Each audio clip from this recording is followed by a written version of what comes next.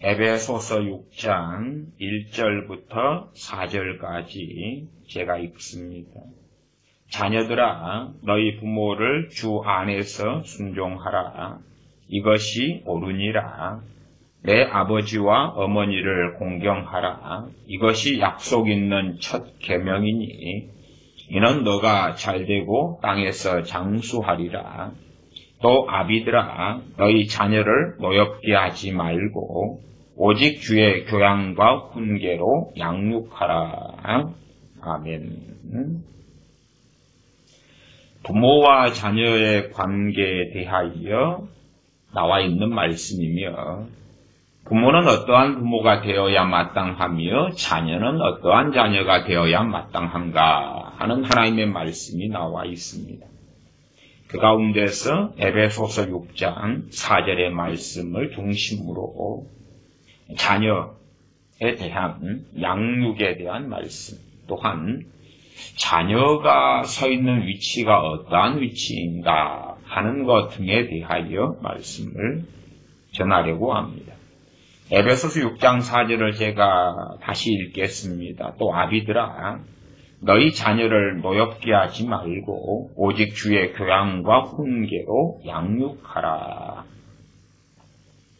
아비들아, 그러면은 당연하게 아비들아, 그 말은 아버지와 어머니를 포괄적으로 하는 말씀이고, 아버지는 부모에 대한 대표성이라는 것을 항상 기억하시고 아셔야 됩니다. 소위 말하면 영국 같은 경우는 영국의 왕은 남자 왕이 재구시를 하지 못할 때에 여왕들의 시대로 넘어가고야 말았지요. 그것처럼 아버지가 재구시를 못하면 어머니가 대신할 수밖에 없다는 것은 아셔야 됩니다. 제가 이제 스페인어권에 사니까 참 언어가 이 대표성을 잘 사용하는 것을 알 수가 있습니다. 남자의 친구들과 여자의 친구들이 함께 있을 때에 남자 친구는 아미고라 그러고 여자 친구는 아미가라 그러는데, 아미고 남자 친구 1명 있고 여자 친구 3명 있다 그럴 때 아미고스라 그런다. 그 말이에요. 아미고스. 그렇게 대표성을 쓰는 것입니다.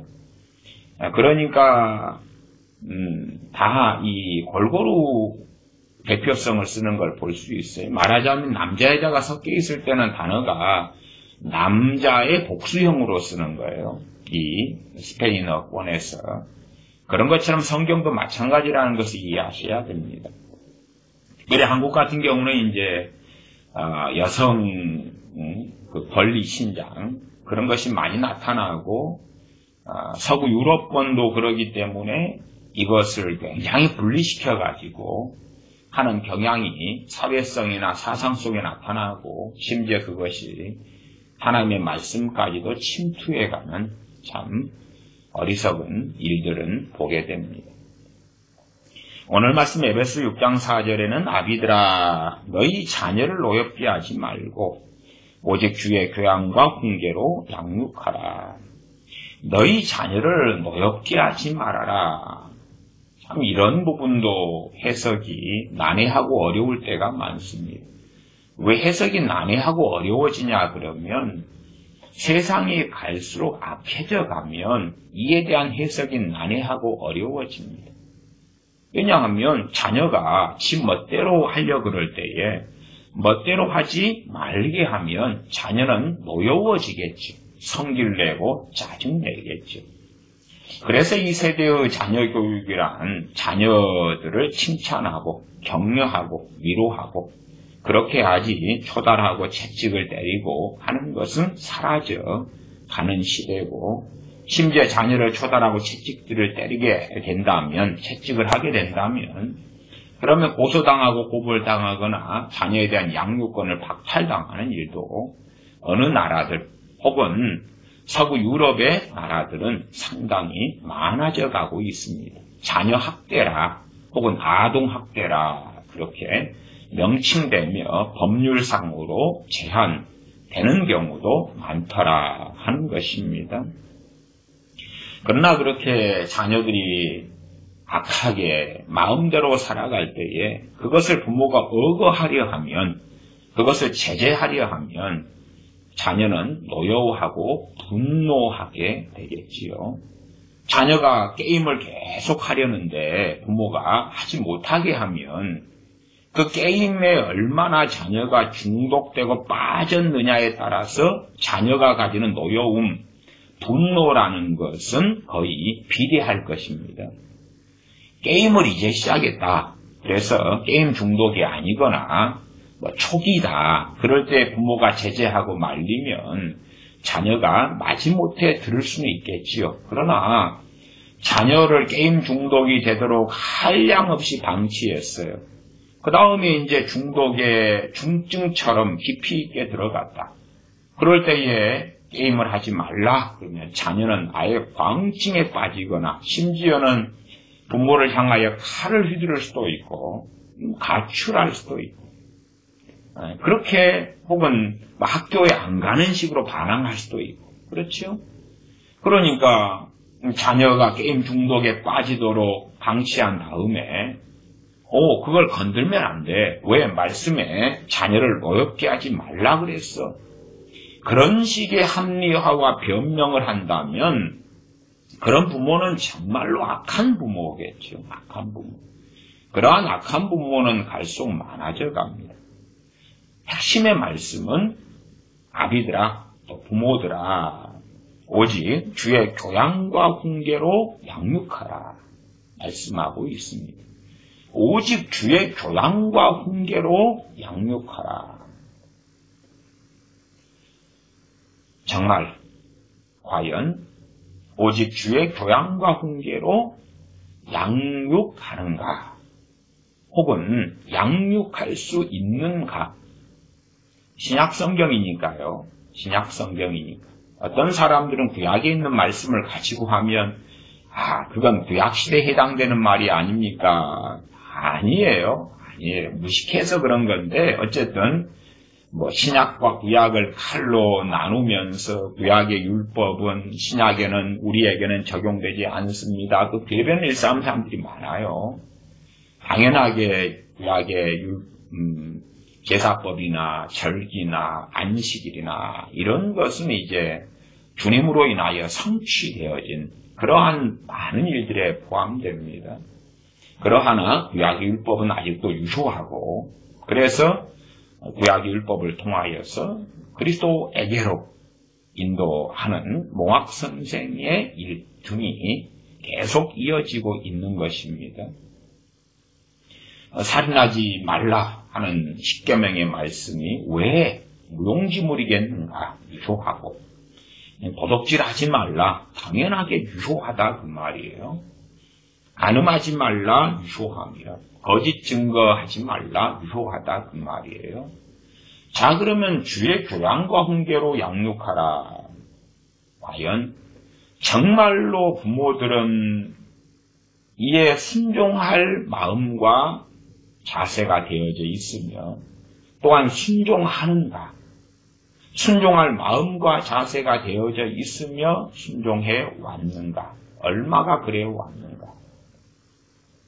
한국은 1980년 후반부터 정도가 되면 이 전교조 교사들이 일어서 왔습니다. 그리고 전교조 교사들이 학교를 점점점 장악해 왔습니다.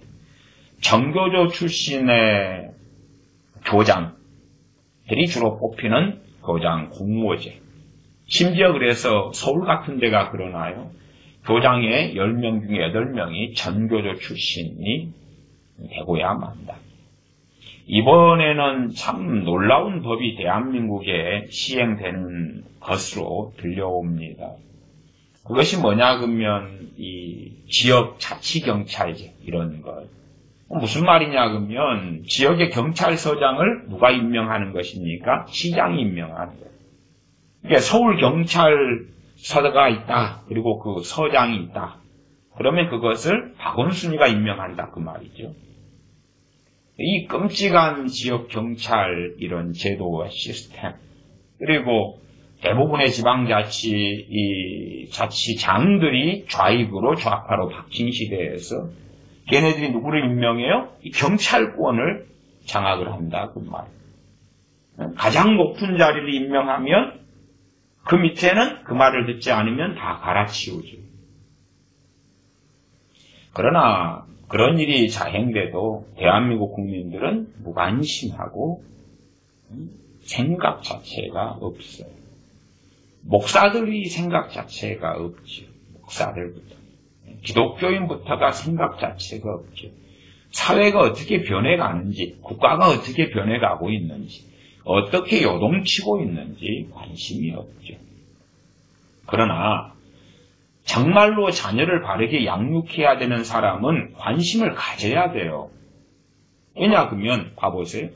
주의 교양과 훈계로 양육해야 되는데 그래서 자녀 양육에 대한 모든 책임은 부모가 가지고 있어요. 이 부모가 결정하고 선택해가지고 아무리 의무교육제라 할지라도 학교에 보내는 것이에요. 하루 중에 아침부터 오후까지 학교를 보내면 학교에서 전교조가 장악해서 교육을 시키면 그게 주의 교양과 훈계로 양육하는 게 될 수 없잖아요. 그러나 부모가 학교에서 했던 교육인데 나하고 무슨 상관이 있느냐. 북한의 교과서에서는 5.18이 북한이 했다고 북한의 교과서에는 이야기예요. 참 웃기는 이야기죠. 옛날 오래전부터 북한의 교과서에는 이것이 우리가 대한민국의 남한의 남침 공작으로서 우리가 했던 것이고 교과서에 일이 나오는 걸 어떻게 하겠어요? 말하자면 어느 A라는 테러가 일어났는데 범인이 밝혀지지 않았는데 IS 테러 집단이 우리가 했어. 그러면은 100% 다 맞지는 않겠지만 범인이 밝혀지지 않은 상황에서는 걔들이 한 거지. 응? 5.18 성역화가 심각하게 진행되어 가고 있어서 거기에 또 정신 나간 야당까지 합류해서 야당 그러면 자유한국당을 이야기합니다. 그래서 5.18 성역화에 힘을 실어줍니다. 입도 뻥끗하지 말아라. 그러면서 5.18 유공자 명단을 발표하지 않습니다. 또한 5.18 이후로 시대가 40여 년이 흘러오는데 매년 유공자는 증가하고 있어요. 더군다나 심지어 박지원인가요? 누구처럼 광주 한 번도 제대로 안 가본 인간이 5.18 유공자가 돼 있는 그 세상. 그러나 명단은 발표하지 않는다. 그래서 이제 학교에서 5.18에 대한 말하자면은 헬기 기총 소사를 했다. 기총으로 헬기에서 쐈다. 아무 증거가 없어요. 그런데 학교에서는 그걸 가르쳐요. 얼마나 끔찍해요. 역사를 다 뒤집어 엎고 바꾸고. 3.1절 이후로 임시정부, 상하이 임시정부 같은 게 생겼죠. 임시정부의 최고 수반인 임시정부의 초대 임시정부 대통령이 누굽니까? 김구인가요? 아니죠. 이승만입니다. 이승만이죠. 대한민국 1948년 세워진 다음에 또한 초대 대통령도 이승만이에요. 그러니까 역사가 정상적으로 가르쳐지지 않는 거예요. 다 뒤집어지고 다 엎어지는 거예요. 지금 주의 교양과 훈계는요, 역사적 진실과 사실보다 비교할 수 없는 비교 우위 또 꼭대기에 있어요. 역사의 진실과 사실도 중요한데 그것은 역사적 진실과 사실을 알았다 해서 구원받는 것도 아니고 알았다 해서 천국 가는 것도 아니에요. 그러나 최소한 역사에서 의인을 악인이라고 하고 악인을 의인이라고 하는 거짓 속에 들어간다면 그 사람, 그 자녀를 형성하는 것은 거짓 속에 그 자녀는 놓이고야 마는 거죠. 왜 시대를 부모가 분별해야 되느냐? 학교를 보내는데 학교에서 거짓 속에 일관되게 자녀가 교육된다. 최소한 역사교육 하나. 두 번째, 학교에 가면 당연하게 교사가 있고 친구들이 있습니다. 그러면 부모가 대한민국처럼 바쁘고 시스템화된 사회에서 심지어는 대학 수능 그러고 그래서 학교 수업을 마치면은 학원으로 보내고 저는 그것은 기독교인의 직무유기다. 왜? 나는 크리스찬인데 주의 교양과 훈계로 양육되는 것보다 자녀가 대학 가는 게 중요한 거지. 주의 교양과 훈계로 양육하라 했으면 충분한 주의 교양과 훈계로 양육할 시간을 확보해야 되죠. 대학보다도 중요하게 학원을 포기하더라도 영어 학원을 포기하더라도 왜? 하나님의 말씀이 중요하면 안 그렇다고 말이에요. 그렇게 하지 않아요. 주의 교양과 훈계로 양육하는 것을 안 하기가 너무 좋은 핑계가 얘 지금 수능 보고 좋은 대학 가고 그래서 그런 핑계 있죠? 대학 가서 하나님께 크게 쓰임 받는다. 가방끈이 길어야 하나님께 영광을 돌리지요. 그런 핑계를 통해서 얘 수능 가야 되니까 이미 고등학교 1학년 때부터 학교 마치면 학원에 보내고 학원 갔다 오면 밤 12시가 되고 11시가 되고 고생했어, 수고했어, 얼른 간식 챙겨줄게 먹고 자. 그런 생활을 1년, 2년, 3년. 주의 교양과 훈계로 양육하라? 그럴 시간은 하나도 없죠. 그래서 부모는 오후 자유 얻었네. 그리고 이제 말씀의 불순종을 그렇게 하는 것입니다. 요즘 시대는 중보기도. 하나님 책임을 하나님이 맡으세요. 자녀의 양육의 책임을 하나님이 맡으세요. 참으로 언제부터 그런지 몰라도 꽤 오래되어서 저는 그냥 그런 표현을 쓰겠습니다. 고래로 꽤 오래전부터 예수님 영접기도가 모든 걸 해결하는 만능키가 되었다. 다시 말하면 자녀에게 예수님 영접기도를 해. 그래요? 영접기도 할게요. 그래 이제 너 안에 예수님이 찾아오셨어. 너 안에 찾아오신 주님한테 내가 부탁하마. 예수님 내 자녀 안에 찾아오셨으니까 내 자녀 안에 들어오셨으니까 책임지세요. 요한계시록 3장에 소아시아 7교회 가운데 라오디게아 교회에 대하여 요한계시록 3장 20절이 뭘 말씀합니까? 그건 영접기도를 가리키는 사형리에 나와 있는 성경 구절이에요. 이게 사형리의 전제는 뭐냐 그러면 불신자를 전제로 요한계시록 3장 20절에 볼지어다 내가 문 밖에 서서 두드리노니 누구든지 내 음성을 듣고 문을 열면 내가 그에게로 들어가 먹고 그는 나로 더불어 먹으리라. 볼지어다 내가 문 밖에 서서 두드린다. 라오디게아 교회의 교인들아 내가 너희 안에 좌정하고 임하여 있는 게 아니다. 지금 너희 밖에 있는 중이야. 그러한 라오디게아 교회에 보내는 주님의 서신을 가지고 이것은 불신자에게 보내는 거야.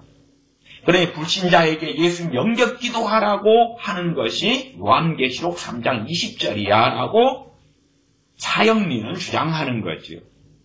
그러나 그 사형리는 분명히 라오디게아 교인들이 어느 때는 주님이 안에 계셨다가 그러다가 어느 때에 그 안에서 밖으로 쫓겨나셨다 그럴까요? 추방당했다 그럴까요? 주님이 더 이상 주인이 아니게끔 되어서 주님께서 명확하게 주님이 안에 계시다고 착각하는 라오디게아 교인들에게 요한계시록 3장 20절에 볼지어다 내가 문 밖에 서서 두드리노니 내가 너희 밖에 있다. 누구든지 내 음성을 듣고 문을 열어라. 그러면 내가 너희에게 들어가 너희로 더불어 먹고 너희는 나로 더불어 먹으리라. 그런 삶을 살 수 있겠다. 영접기도 하나로 주님 영접했습니다. 그러면 모든 게임이 끝난다. 모든 것이 끝난다. 그래서 자녀들에게 영접기도를 하게 하죠. 그리고 이제 주님 그 안에 오셨지요. 그러니 주님께서 천국까지 그리고 주의 교양과 훈계로 양육하는 모든 책임을 다 지십시오. 그런데 시간이 흘러놓고 보니까 자녀들이 예배당에서 만나거나 찾을 수 없거나 혹은 자녀들이 예배당에는 있는데 그 자녀들의 뱃속에 주님은 없더라 하는 것이. 부모들은 영접기도 하나로 모든 것을 해결하려고 합니다. 예수님이 너희 안에 영접해서 좌정하고 임하셨다. 그러니까 이제 다 된 거야. 그러나 자녀들이 주님 사랑하는 건 없다고 말이에요. 말씀도 보지도 않고 기도도 하지도 않고 주님을 구하지도 않고. 그러나 참 부모들 같이 영접기도에 대한 어떤 소위 주술이나 주문처럼 사용하거나 여기는 사람들이 부모들처럼 많은 경우는 드문 것 같아요. 영접기도 한 번으로 끝나는 것이에요. 그러나 주님께서 말씀하시기를 너희가 나를 부인하면 내가 아버지 앞과 천사들 앞에서 너희를 부인하리라고 말씀하시잖아. 얼마든지 주님을 부인할 수 있는 거예요. 신사참배 때도 주님을 부인했고 WCC를 통하여 주님을 부인하고 동성애를 통하여 주님을 부인하고 얼마든지 주님을 부인할 수 있는 거예요. 오히려 장신대 같은 경우는 신학생들이 일어나가지고 동성애에 대한 지지를 선언하고 지지 운동을 하고 그런 판 아닙니까? 감리교 같은 경우야 일찍부터 시작해서 상당한 힘을 가지고 있고 성공에는 진작 그래서 수혜칠 가치도 없는 거고. 주님을 그들이 부인하면 주님도 부인하시리라 그랬는데 무슨 영접기도 한번 했더니 자기들은 주님 부인해도 주님은 부인하지 않으실 거라. 아니면 심지어는 결정론 운명론으로 영접기도 한번 했으니까 주님을 부인할 리가 없게 될 것이야. 구원은 결정적으로 되어졌기 때문에 주님을 절대로 부인할 수 없도록 시스템이 되었고 프로그램이 되었고 운명 지어졌어. 그 따위 망상을 대부분의 부모가 하고 있는 것입니다. 주의 교양과 훈계로 양육하라. 학교를 보냈는데 지금 제가 학교 그만두고 대안학교 보내라 아니면은 부모가 가정에서 홈스쿨링 해라 그런 이야기를 하고 있는 게 아니라 원천적인 말씀을 설명하고 있는 거예요. 그런 것은 부모가 선택해야 될 문제고 제가 하라 마라 영역이 아니에요. 각 나라든지 각 도시든지 각 시대든지 계속 변해가는 거예요. 하나님의 말씀은 변하지 않고요. 그러나 각 나라와 시대는 계속 변해가는 거기 때문에 어느 나라, 어느 국가, 어느 시대, 어느 때에 사는 사람들은 말씀을 지키고 준행하기 위하여 해야 될 바가 무엇인지를 시대를 보고 분별하고 알아야 한다는 이야기예요. 주의 교양과 훈계로 양육해야 될 책임이 부모에게 있는데 자녀를 학교에 보내놨더니 학교에는 누가 있다 그랬어요? 학생들 친구들과 교사가 있어요. 나아가서 지금 시대의 학교는 교사의 영향력은 적습니다. 한편으로 어떠한 영향력, 어떠한 교사 영향력 강하냐 그러면 제가 정교조 같은 교사 영향력은 강하다 그랬어요. 그리고 이제 영향을 받는 중심은 친구들이라요. 자, 그럼 학교에 가면 성령 충만한 친구들이 기다리고 있나요? 혹은 주의 교양과 훈계로 양육된 친구들이 기다리고 있나요? 그럴 리는 없죠. 과거 옛날 한 80년대 중반 정도까지의 학교는 주로 지식 전달이 중심이 되었어요. 지식 전달, 정보 전달, 지식 전달. 지금 학교 같은 경우는 인권 교육이라 그래서 자녀가 가질 권리, 자기가 가질 권리, 그래서 임신할 권리, 성관계할 권리. 몇 살인데요? 10살인데. 10살인데. 임신할 권리, 성관계할 권리, 내가 누려야 될 당연한 권리. 최근에는 인도에 있는 27살 된 어느 직장인이 부모가 변호사들인데 소위 금수저 집안이지요. 인도에서. 그런데 부모를 고소고발했어요. 고소고발하면서 그 사유는 뭐냐 그러면 부모가 나의 동의 없이 나를 낳았다. 자기는 지금 금수저 부모 밑에 있으면서 누릴 걸 다 누렸어요. 그래서 기자가 영국 BBC 기자인가요? 인터뷰했잖아요. 너 지금 불행하냐? 아니 좋다. 그러나 그래도 나의 동의 없이 부모가 나를 낳았기 때문에 내가 죽을 때까지 쓸 돈을 부모는 내놓아야 된다고 재판을 걸었다 그 말이에요. 소위 부모가 금수저가 아니고 재산가가 아니고 인도에서 부부가 자기 부모 둘 다 변호사일 정도면 보통 사람이 아니죠. 인도의 그 카스트 제도가 아직도 밑바탕에 깔려있는 그러한 곳에서요. 부모가 충분한 돈이 있으니까 자기 평생 쓸 돈을 내놓아야 한다고 소송을 건 거지요. 자기의 동의 없이 자기를 낳았다고. 그런 것이 사실은 이 특별하고 특이한 일처럼 보이지만 그러나 자녀의 뱃속과 마음에 지금 시대의 시대상과 사상 속에서는 그런 것들이 만들어져 가고 있는 시대예요. 나는 태어난 것 자체만으로 불행하다. 소위 내가 태어난 것이 행복하려면 금수저가 돼가지고 나를 낳지. 아니면 갑질할 수 있는 재벌이 돼가지고 나를 낳지. 왜 궁상 떨고 가난하고 혹은 그저 그렇고 그런 데에서 나를 왜 낳았냐. 그래서 이 27살 된 인도의 직장인 이 친구가 BBC 기자인가요? 인터뷰할 때에 나는 더 좋은 선택의 기회가 있었다.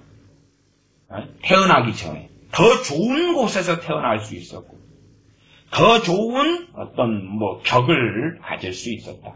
그러나 부모가 나를 낳았기 때문에 나는 더 좋은 기회가 박탈된 것이다. 차라리 인도의 하층민이 되었으면 그 짓거리를 안 하겠죠. 그러나 누릴 만큼 누리고 살다가 누릴 만큼 누리니까 더 누리고 싶은 거 아니에요. 더 누리고 싶은 거. 주의 교양과 훈계로 양육하라 그럴 때에 과거 80년대 한 중반까지 지식 정보를 전달하는 학교의 시스템이었다면 학교가 자녀를 망치는 경우는 좀 덜하지요. 지식 정보의 수단이기 때문에 월말고사부터 요즘에는 중간고사도 별로 안 보는 시스템이 되고 자녀들을 이상하게 인권 교육이니 뭐니 통일 교육이니 끌고 다니는데 과거에는 그냥 공부나 지식이 중요하니까 구구다 내우지 않으면 혼내고 그리고 피리를 부는데 잘 못 불면 혼내고 때로는 처단하고 영어 단어 시험 보고 못 외우면 때리고 혼내고 그냥 그 정도였다 그 말이에요. 그 정도였다. 그 다음에 교사들은 가르치는 것이 도덕교육. 야, 왜 인사 안 해? 줄을 똑바로 서라. 응? 질서를 지켜라. 예절, 사람이 먼저 돼야 된다. 급품 같은 걸 세워놓고 인사를 잘하자.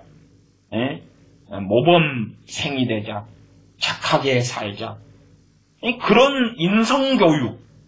그러나 지금은 인성교육이 아니라 좌파교육으로 학교가 변해져 갔다고 말이에요. 교육감들 같은 경우가 좌파 아닌 교육감이 어디 얼마나 있느냐 그 말이에요. 어쨌든 점점 학교의 교육이라는 것 또한 학생들 자체가 어떻게 되었느냐 하는 것이 우리의 자녀다. 남 탓할 건 없어요. 우리의 자녀들이 자녀의 친구들을 더 악하게 만드는 주범일 수도 있으니까. 주의 교양과 훈계로 양육하라. 그런데 자, 드라마를 봐요. 자, 드라마는 핵심이 뭐죠? 세상 세속화입니다. 드라마는 세속화단 말이에요, 세속화. 드라마를 하루에 1시간을 봤다. 무슨 일이 진척되나요? 세속화가 진척되죠. 아니, 드라마가 하나님의 영광을 위해 살아야 됩니다. 그러겠어요? 아니죠. 드라마의 대부분은 자기 행복과 돈과 성공과 명예란 말이에요. 주인공이 어떻게 멋진 남자, 멋진 여자하고 성공하는 행복한 삶을 사느냐. 그러면서 어떻게 사이다가 되느냐, 어떻게 성공하느냐, 어떻게 부귀와 영화를 얻느냐 하는 것이에요. 그런 것이 드라마의 중심이에요. 자기 영광, 자기 성공, 자기 만족, 자기 행복. 심지어는 자기 행복과 만족을 위해서는 수단과 방법을 가리지 말자는 거예요. 그것을 보면 그 영향과 가치관과 사상이 안 들어올 수 있겠느냐는 거예요. 안 들어올 수 있겠느냐는 거예요.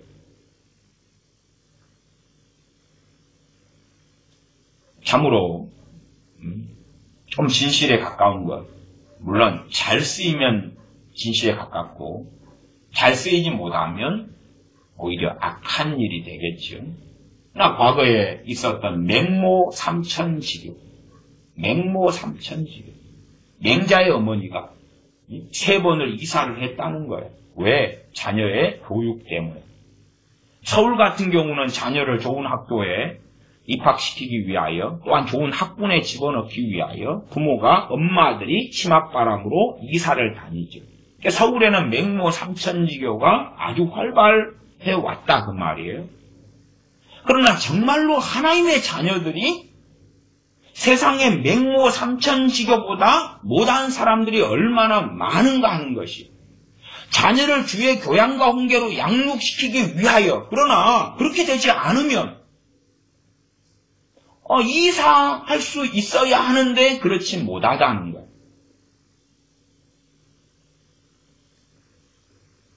극단적으로 한국이라는 교육과 시스템이 내가 자녀를 교육하는데 더 이상 주의 교양과 훈계로 양육할 수 없다면 맹모 삼천지교를 할 수밖에 없는 거죠. 왜?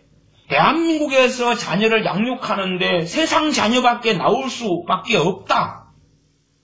그러면 자녀를 데리고 그나마 한국에서 세상 자녀로 만드는 시스템보다 나은 곳으로 내가 좀 더 어렵게 살고 힘들게 산다 할지라도 다른 나라로 이주하는 것이 맞다 그 말이에요. 왜 주의 교양과 훈계로 양육하려니까? 아니면 어떤 도시의 시스템과 문화가 그렇다면 시골로 옮기거나 물론 시골로 옮긴다 해서 답이 있는 것은 별로 아닙니다. 답이 있는 건 아니에요. 점점점 시대는 바뀌어가고 그런 바뀌어가고 변동되는 시대나 각 국가 속에서 정말로 부모라면 고민해야 될 것이 부모에게 주시는 명령이 자녀에 대하여 자녀를 낳았다면 주의 교양과 훈계로 양육하라는 것이. 그러나 첫째는 방치고 두 번째는 세상 사람으로 만드는 첫째는 멍텅구리 상자 TV가 자녀를 장악하고 아예 세상의 대표 아이콘 영화지요. 대표 아이콘 영화지요. 영화를 때마다 보여주는 기독교인들도 있어요. 때마다 보여주는. 물론 제가 어떤 율법주의자가 되어서 야 영화 보면 안 돼. 그러는 게 아니에요. 저도 목회할 때에 교회 아이들을 데리고 영화관에 종종 가기도 했어요. 그걸 이야기하는 게 아니에요. 제가 영화 안 보는 어떤 금욕주의자인 것도 아니에요. 현지에 왔어야 에스파뇰을 잘 못해서 비싸기도 해서 에스파뇰 영화관에 안 가는 것뿐이고 그러지 금욕주의자 아니에요. 근데 최소한은 어떤 영화를 봤을 때에 이 내 안에 영화 보기 전에 기본적으로 주의 교양과 훈계가 들어와 있으면 저항하고 싸울 수 있고 분별할 수 있단 말이에요. 그냥 웃음거리로 즐기고 끝날 수 있는데 잠깐 2시간의 어떤 그래 재밌네 하고 끝날 수 있는 걸 내 뱃속 안에 주의 교양과 훈계가 없으면 영화라는 걸 통해서 세속화의 전진기지고 마귀의 전진기지가 영화인데 그것을 통하여 2시간 영화 보는 시간이 마귀의 교양과 훈계로 양육되는 시간이 된다는 사실이죠. 그러나 자녀는 행복해하죠. 자녀는 기뻐하죠. 엄마 아빠 이번에 새로 나온 영화 있어요. 그래 같이 보러 가자. 그러나 내 자녀는 안전할 거야. 왜? 영접기도 했고 주님 영접기도 했고 주일학교 다니고 있고 중고등부 다니고 있어. 주일날 예배당에 출석하고 있기 때문에 안전할 거야. 그리고 영화를 보는 거예요. 영화 보는 시간에 얘가 가지는 건 뭐냐 그 말. 대한민국의 이 청년들, 청소년들 광적으로 아이돌에 빠져 있습니다. 광적으로 연예인에 빠져 있죠. 광적으로. 이미 주의 교양과 훈계로 양육된 것은 그건 고사하고 세상 아이들이 돼 있어요. 영어를 좀 했다면 아이돌이라는 단어 자체가 이미 우상이라는 것을 알 수가 있어. 아이돌이 우상이죠. 영어 단어 뜻이. 그러나 그 우상의 스타들이 뱃속 안에 들어왔고 우상의 스타들에 열광하고 있는 거예요. 과연 주의 교양과 훈계로 양육하라는 것에 크리스천은 마음이 있느냐? 한국의 어떤 문화와 시스템이 자녀를 교육할 시간과 여유가 없는 그러한 시스템이라는 것은 그 시간적 여유가 없는 시스템이라는 것을 인정해요. 그러나 하나님께서도 과연 인정하실까요?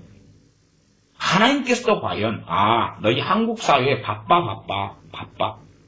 첫째, 엄마 아빠는 직장인 생활하느라고 바쁘고 왜 6시에 일 끝나서 교통이 번잡한 서울을 통과해서 집에 오면 8시가 되고 겨우 가족이 다 모여서 저녁밥 한번 먹는 것도 어렵고 갔다 오면은 아버지는 파김치가 돼가지고 발 씻고 단지 스포츠 좀 보다가 자기 바쁘고 주말 되면은 너무 일에 지치고 피곤해서 야근도 많고 심지어는 경교사 쫓아다녀야 되니까 주말이든 또 평일 밤이든 한국 사회는 회식 같은 것도 많고 그래서 쫓아다닐 것도 많고 그러면 돈만 벌어오는 것으로 만족할 수밖에 없어. 너무 바빠.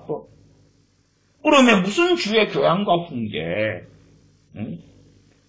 그렇게 바쁘니까 다른 많은 나라들보다 월급을 더 많이 받고 소득이 더 많은 건 사실이죠. 다른 나라에서 개발도상국에서 한 달 일하면은 40만 원, 50만 원, 60만 원 받는데 한국에서 일하면 200만 원, 300만 원, 500만 원, 700만 원 또 공장 같은 데서 LG화학이나 이런 데 있으면 연봉 7천, 8천억 현대자동차 그런 데 속하면은 연봉 8천, 9천억 그리 받고 그러나 시간이 너무 없어. 그래서 이러한 하나님의 말씀이 정말 가볍게 취급되고 말아. 그리고 이제 자녀는 괜찮아. 주의 교양과 훈계 찜으로 양육 안 되어도 영접기도 한 번 하면 끝나지 뭐. 아이가 한 5살 뭘 모를 때 예수님 영접기도 한 번 하자. 영접기도 해요. 5살짜리가 그 다음에 이제 부모가 찬양 부를 때 같이 찬양해요. 동영상 하나 찍어놓고 내 5살 아이는 이렇게 예수님 사랑해요. 동영상 하나 자료 남겨놔요. 시간이 흘러서 그건 그냥 철 모르는 5살 아이가 자기의 의지라기보다도 부모가 좋아하는 행위를 해준 거예요. 그러나 조금 지나서 이제 6살 돼서 뽀로로를 봐요. 뽀로로. 하루 종일 뽀로로 그러고 있단 말이에요. 그 아이의 뱃속 안에 주님은 없지요. 뽀로로잖아요. 뽀로로. 아니면 과거에 뽀뽀뽀. 엄마가 출근하고 아빠가 출근하고 다 출근하나요? 다 출근하면 뽀뽀뽀.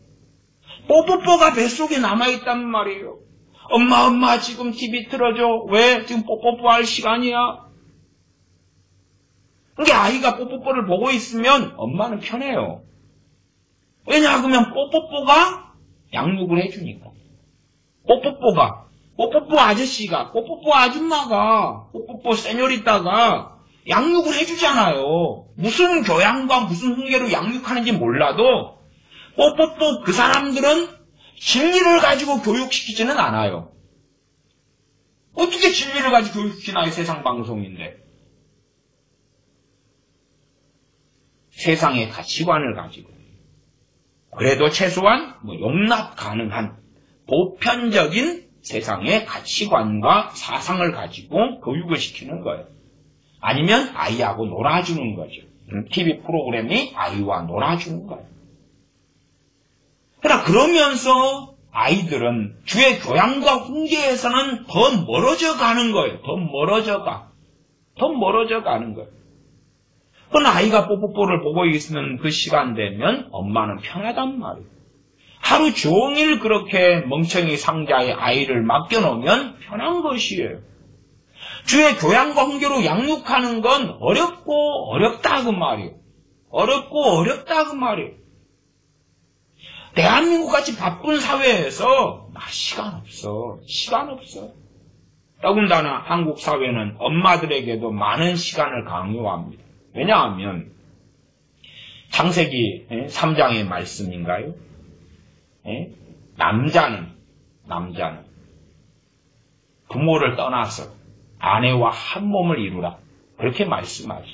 창세기 1장 23절인가요? 기억이 잘 흐릿하. 1장인가 3장인가 그럴 거예요. 남자는 부모를 떠나서 아내와 한 몸을 이루라. 그럴 때에 그것을 순종하고 지키는 그런 사람은 거의 없는 거죠. 오히려 이제 그런 것보다도 부모를 떠나기보다도 여자를 부모의 집으로 남자의 집으로 데리고 들어오려고 그러죠. 조선시대부터 그 이전에도 조금 있어 왔고 조선시대 핵심적인 사상 중에 하나가 뭐냐 하면 여자가 집을 떠나면 남자 집에 사람이 된다 하는 그런 사상이에요. 그래서 심지어는 죽어서도 남자 집에 귀신이 되어야 한다. 그런 이제 귀신 씨나라 까먹는 소리가 시대적 가치관과 사상으로 최소 500년 이상을 흘러왔다. 그런 말이에요. 성경은 남자가 부모를 떠나야 된다고 이야기했어요. 그래서 이 야곱이 말하자면 처갓집 살이를 했을까요? 야곱은 부모를 떠났잖아요. 그래서 삼촌 라반 집으로 갔다가 라반 집에 삼촌 라반의 딸들하고 결혼하면서 처가살이를 했어요. 처가살이 몇 년이냐고 20년. 그러니까 성경적으로는 일단은 반 가까이 맞아요. 왜 부모 떠나서 처가살이 했습니까? 남자의 자기의 부모를 떠나는 것이니까. 그러나 이제 여자들도 엄마들도 시댁에 때마다 쫓아가야 되고 그리고 시어머니 아프다 그러면 병원에 모시고 가야 되고 김장철이다 그러면 시댁에 가서 김장하러 가야 되고 그렇게 매여있는 삶. 또 시간이 별로 없어서 명절 정도만 제가 찻보다 띄고 이야기하는 것입니다. 명절 정도만 자녀를 주의 교양과 훈계로 양육할 여유가 생기는데 명절에는 가서 시댁에 쫓아가서 음식하고 뭐하고 함께 시간 보내고 자 명절이다. 아니면 가족 여행을 하기도 하고 명절에는 남편과 자식들이다 그러면 종일 시댁에 갔다 그러면 TV만 들다보고 있는 거예요. 엄마들은 음식만 종일 하고 자식들은 TV만 종일 들다보고 있고 그것도 보편적인 크리스천의 가정의 모습이에요. 주의 교양과 훈계는 어딨냐 그 말이에요. 아니면 휴가철 되고 빨간 날이 좀 되면 가족 여행 가는 거예요. 저기 포항에 가서 구경하자. 부산에 가서 구경하자. 부산 해운대에 가자. 그리고 수영하러 가자. 주의 교양과 훈계는 어딨냐 그 말이에요. 없잖아요. 주의 교양과 훈계로 양육하라. 뭔만 하면 되는 거예요? 예배당에 데리고 가서 앉혀놓으면 했다는 거죠. 무슨 말이냐고, 목사여, 당신 설교로 어떻게 좀 해봐. 목사여, 당신 설교 30분짜리 앉혀놨어. 다 됐지? 오, 주님, 30분짜리 일주일에 한 번 설득도 하고 자는 애를 깨워가지고 뭐 주일학교 중고등부는 좀 빨리 예배 드리기도 하잖아요. 대부분 교회가 9시나 이렇게. 또 어떤 데는 이제 11시 어른 시간과 맞추는 큰 교회들도 있습니다만은 주로 일찍. 그러면 9시 하면 깨워야 되는 거예요. 일어나라, 일어나라, 일어나라. 예배당에 갈 시간이다. 일어나라, 일어나라, 일어나라. 하고 가기 싫은 걸. 더군다나 자녀가 좋아하는 TV 프로그램이 9시 반이나 10시에가 있어요. 9시 시작해서 10시 되면 끝나는데 부랴부랴 끝난 다음에 쫓아오는 거예요. 그런데 중요한 장면이 다 지나갔어요. 짜증나죠, 짜증나. 하루 내내 애가 짜증이 나 있는 거예요. 왜? 자기 중요한 그 TV 프로그램을 제대로 못 본 거예요. 교회 갔다 오니라고. 물론 말씀도 의미도 없고. 주의 교양과 훈계로 양육하라. 그게 아니라 세상 교육을 학교에 보내가지고 시키고 학교의 친구들은 세상 세속화에 강력한 영향력을 주고받고 그래서 초등학교 5학년만 돼도 남자 여자를 사귀고 화장하고 몰래 교복을 더 짧게 자르고 그리고 돌아다니고 함께 모여서 노래방 가서 노래 부르고 우리 교회 아이들도 여자든 남자든 자 노래방 가서 노래 불러본 애들 그러면 다수가 손을 들었단 말이에요. 다수가 같이 어울려서 그러면 그것을 부모 몰래 했을까요? 부모의 허락받고 했을까요? 당연히 몰래지요. 부모도 모르는 일이죠. 부모도 몰라요. 또 어떤 고등학교 아이에게 여자애 몇 명이나 사귀었어. 숫자가 10명이 넘게 나오는 거예요. 그러면 부모는 알아요? 부모는 모르니까 깜짝 놀라는 거예요. 내 자식이 그랬는지 어찌 상상을 했겠나. 물론 사귀는 어떤 소식은 듣는데 하나였겠지 둘이었겠지. 열이가 넘는다는 이야기가 뭐냐면 그것도 작게 줄이는 숫자인데 한 달, 두 달에 한 번씩 여자를 바꾸는 거예요. 고등학교 애가. 자 그러면 남자 여자 사귀려면 돈 많이 들어가죠. 그 돈은 어디서 나왔을까요? 돈은 어디서? 그러니 돈 없이 어떻게 남자 여자가 사귀어요. 자 우리 분수대에 가자. 집에서 컵 가져왔니? 우리 차 마시는 대신 주스 마시는 대신 분수대에 물 한 컵씩 따라가지고 건배하고 마시자. 분수대 땡볕 아래서 놀다가 들어가자. 그러나요? 영화 보러도 가야 되고 팝콘도 먹어야 되고 밥도 먹어야 되고 커피도 주스도 마셔야 되고 관광지에 가서 여자친구가 나 솜사탕 좀 사줘. 그러면 그것 좀 사줘야 되고 돈 들어가는 게 무지하게 들어가죠. 또 그런 것을 이미 초등학교 때부터 시작해요. 그러면 돈은 엄마, 아빠 나 남자친구, 여자친구 만나야 되는데 돈 좀 줘. 그런 일이 어디가 있나요? 무슨 방법으로 돈을 끄집어내나요? 당연하게 학용품이 필요해요. 친구와 만나야 돼요. 친구는 여자하고 남자란 이야기를 안 하죠. 친구와 만나야 돼요. 친구들이 모여서 밥 먹으러 가기로 했어요. 온갖 거짓말 차퍼 뛰고 온갖 거짓말을 해가지고 돈을 받아낸다 그 말이에요. 그러나 그런 것에 다 해. 모든 아이가 다 해. 모든 아이가 뭐 학교 끝나고 와서 지그들이 모여서 놀러 다니더라. 괜찮아요. 주의 교양과 훈계로 양육할 마음 자체가 과연 부모들에게 있느냐? 심지어는 상당히 많은 부모들은 주의 교양과 훈계로 양육하고 있다고 착각하고 믿고 있는 부모들도 너무나 많은 거죠. 너무나 많아요. 무엇으로 당신들은 주의 교양과 훈계로 양육하고 있습니까? 그러니까 내 자식 큐티시키고 있습니다. 큐티시키고 있어요. 아니면 가정예배 드리고 있어요. 가정예배. 가정예배는 뭘로 하는데요? 네, 성경 가정예배 때 그냥 읽어요. 아니면은 성경 공부책 가지고 가정예배 때 읽어줘요. 응? 공과 공부, 구역 공과로 읽어줘요. 뭐 그런 이야기부터. 아니면 주일학교 보내요. 주의 교양과 훈계로 양육하는 거예요. 요즘에는 보편적으로 듣는 이야기가 아이를 위하여 중보기도 해요. 아이를 위하여 기도해요. 그것이 바로 주의 교양과 훈계로 양육하는 거예요. 사실은 지금 시대에 와서는 부모가 뭘 어떻게 한다 해도 자녀 대부분은 주의 교양과 훈계로 양육되지 않습니다. 양육되지 않아요. 양육될 리가 있나요? 양육되기를 주의 교양과 훈계로 양육되기를 바라는 것은 도둑놈 심보지요. 도둑놈 심보예요. 도둑놈 심보. 대학교는 서울대다 그러면 좌경화된 지가 얼마나 오래됐냐 그 말이에요. 대학교 들어가면 세속문화의 전당이 대학교란 말이에요. 축제하지. 연예인 아이돌 불러가지고 대학 축제에서 노래 부르고 춤추고 밤새 모여서 술 마시지. 예를 들어 대학생 신입생 환영회다. 거기 안 나가면 왕따가 되고 나가면 오바이트 토가 나올 때까지 술 섞어서 먹기.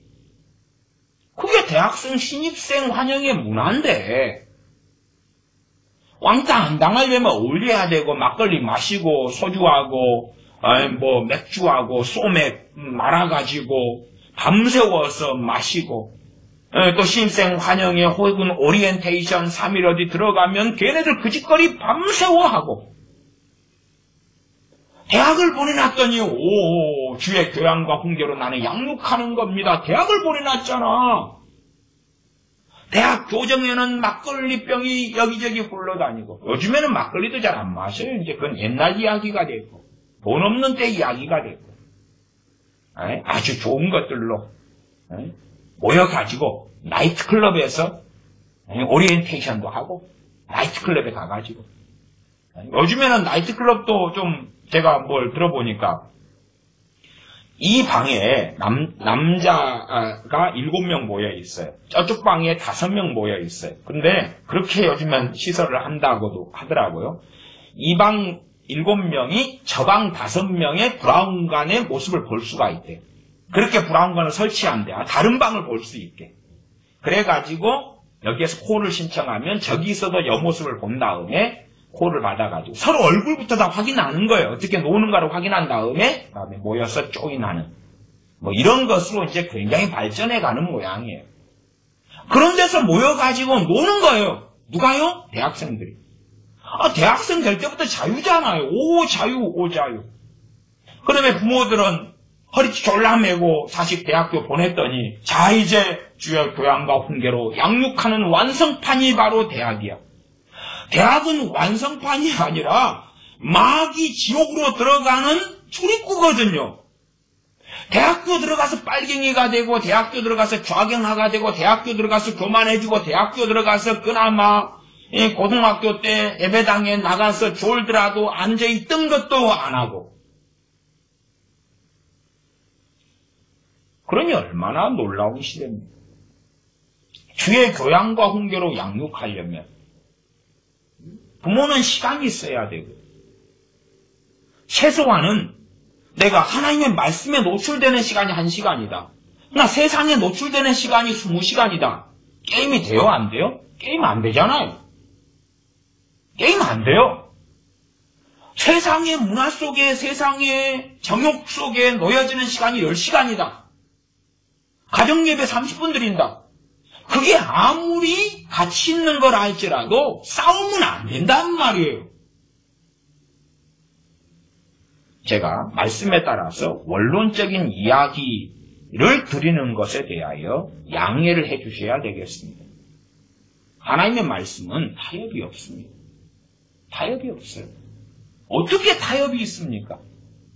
하나님의 말씀에 대하여 누구든지 간에 변명할 수 있을지 몰라도, 그러나 하나님께서도 하나님의 말씀에 대하여 타협을 하지 않으실 것입니다. 물론 일말의 정상 참작은 될 수 있겠죠.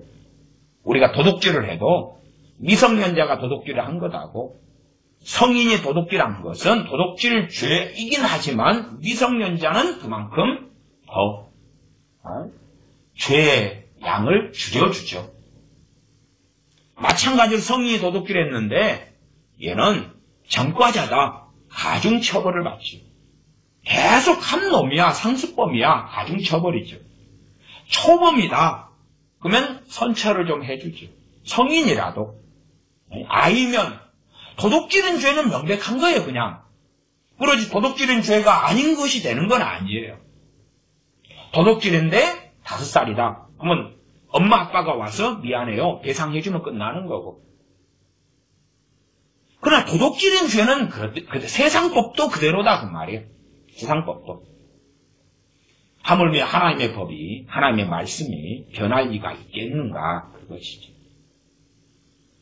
그래서 하나님의 말씀이 뱃속 안에 들어오면 최소한 부모는 지혜를 가질 수 있기 시작할 거예요. 세상을 보는 눈 봐야 된단 말이에요.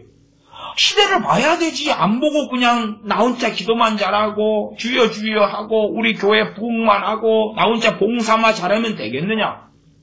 그게 아니라 자녀를 주의 교양과 훈계로 양육해야 되는데 이것이 가능한 세상이냐, 가능한 나라냐, 가능한 시대냐, 아니면 어려우면 심지어 학교 교육이 그게 가능하지 않으면 어떻게 바꾸고 전환해야 되느냐. 극단적으로 얘가 항상 핸드폰만 들여다보고 있는데 그래서 점점 주의 교양과 훈계로 양육이 잘 되어가고 있는데 플러스 그러면 핸드폰을 계속 들여다보는 것을 오케이 할 수 있다고 말이에요. 그렇죠? 아니면 그렇다고 합시다. 아이가 핸드폰을 하루에 몇 시간씩 들여다보는데 주의 교양과 훈계로 양육하는데 플러스도 아니고 마이너스도 아니다. 그러면 놔둘 수도 있겠죠? 주의 교양과 훈계로 양육하는데 핸드폰을 많이 들여다보는 게 마이너스다 그러면 극단적으로는 망치로 두드려 깨버려도 깨버리는 것이 하나님을 경외하는 것일 수 있다고 말이에요. 그렇지 않나요? 굳이 망치로 극단적으로 두드려 깨버리라는 것보다도 그 비싼 거 왜 그래요? 수고하고 안 주면 되는 거겠죠. 그리고 정상적이 되었을 때 줄 수 있겠죠. 정말 부모에게 중요한 것은 자녀를 주의 교양과 훈계로 양육하는 것이 자녀에게 주는 최고의 선물이라는 사실이에요. 그렇게 될 때에 그는 구원받거든요. 저는 행위 구원론을 이야기하는 게 아니에요. 그리 될 때에 주님을 부인하지 않고 끝까지 주님을 따라가는 좁은 길에서 이탈하지 않을 수 있는 가능성이 높아지고 않을 수 있게 될 것이라는 이야기예요. 그러나 학교 교육이 주의 교양과 훈계하고는 반대로 튀거나 한 걸음 나아가서 학교 교육이 반대로 튀는 것은 요즘 시대의 정상인데 부모가 가르치는 주의 교양과 훈계가 중심을 자리 잡은 다음에 그 학교 교육에서 잘못된 교육, 세속 교육에서 자녀가 버틸 수 있느냐지요. 버틸 수 있으면서 교육은 필요한데 기술 교육도 필요하고 세상의 지식과 정보도 필요한데 그것을 잘 선별할 수 있는 역량을 만들어줄 수 있느냐고 만들어져 있느냐가 문제가 되겠죠. 극단적입니다. 근데 자녀를 원광대 같이 불교대학을 보낼 수도 있겠죠. 그렇잖아요? 저는 그런 것에 반대합니다만은 그러나 거기에 율법주의를 적용시키기는 원하지 않습니다. 또 가톨릭 학교를 보낼 수도 있겠죠. 그러나 거기에 저는 율법주의를 적용시키지는 않아요. 오히려 어떤 아이들은 더 넓은 세계를 볼 수도 있겠죠. 내가 하나님을 경외하는 아이라면 원광대학교 같은 데 가서 야, 이 불교적인 가치관과 사상과 시스템과 여기에서 나오는 사람들의 말과 행동과 등등을 볼 수 있겠죠. 가톨릭 학교 가서 가톨릭이 앞으로 WCC와 종교 통합과 교회 일치에 이 배우 조종자기도 안 돼. 어떻게 얘네들이 뭘 믿고 성경을 어떻게 잘못 해석하고 어떤 신화를 까먹는 짓거리를 하고 더 포괄적으로 볼 수 있겠죠. 그래서 싸우고 저항하면서 과거의 종교개혁자들도 가톨릭에서 나왔지요. 루터는 가톨릭의 신부였고 존 칼빈 같은 경우도 가톨릭의 부재 쪽에 속해였나요? 그래요. 그래서 가톨릭의 어떤 성직자에 속해가지고 학비 감면을 받고 그랬어요. 가톨릭 세상에서 다 가톨릭 안에 있다가 있으니까 보고 아는 거예요. 물론 보고 알려고 그리 들어가란 이야기는 아닌데,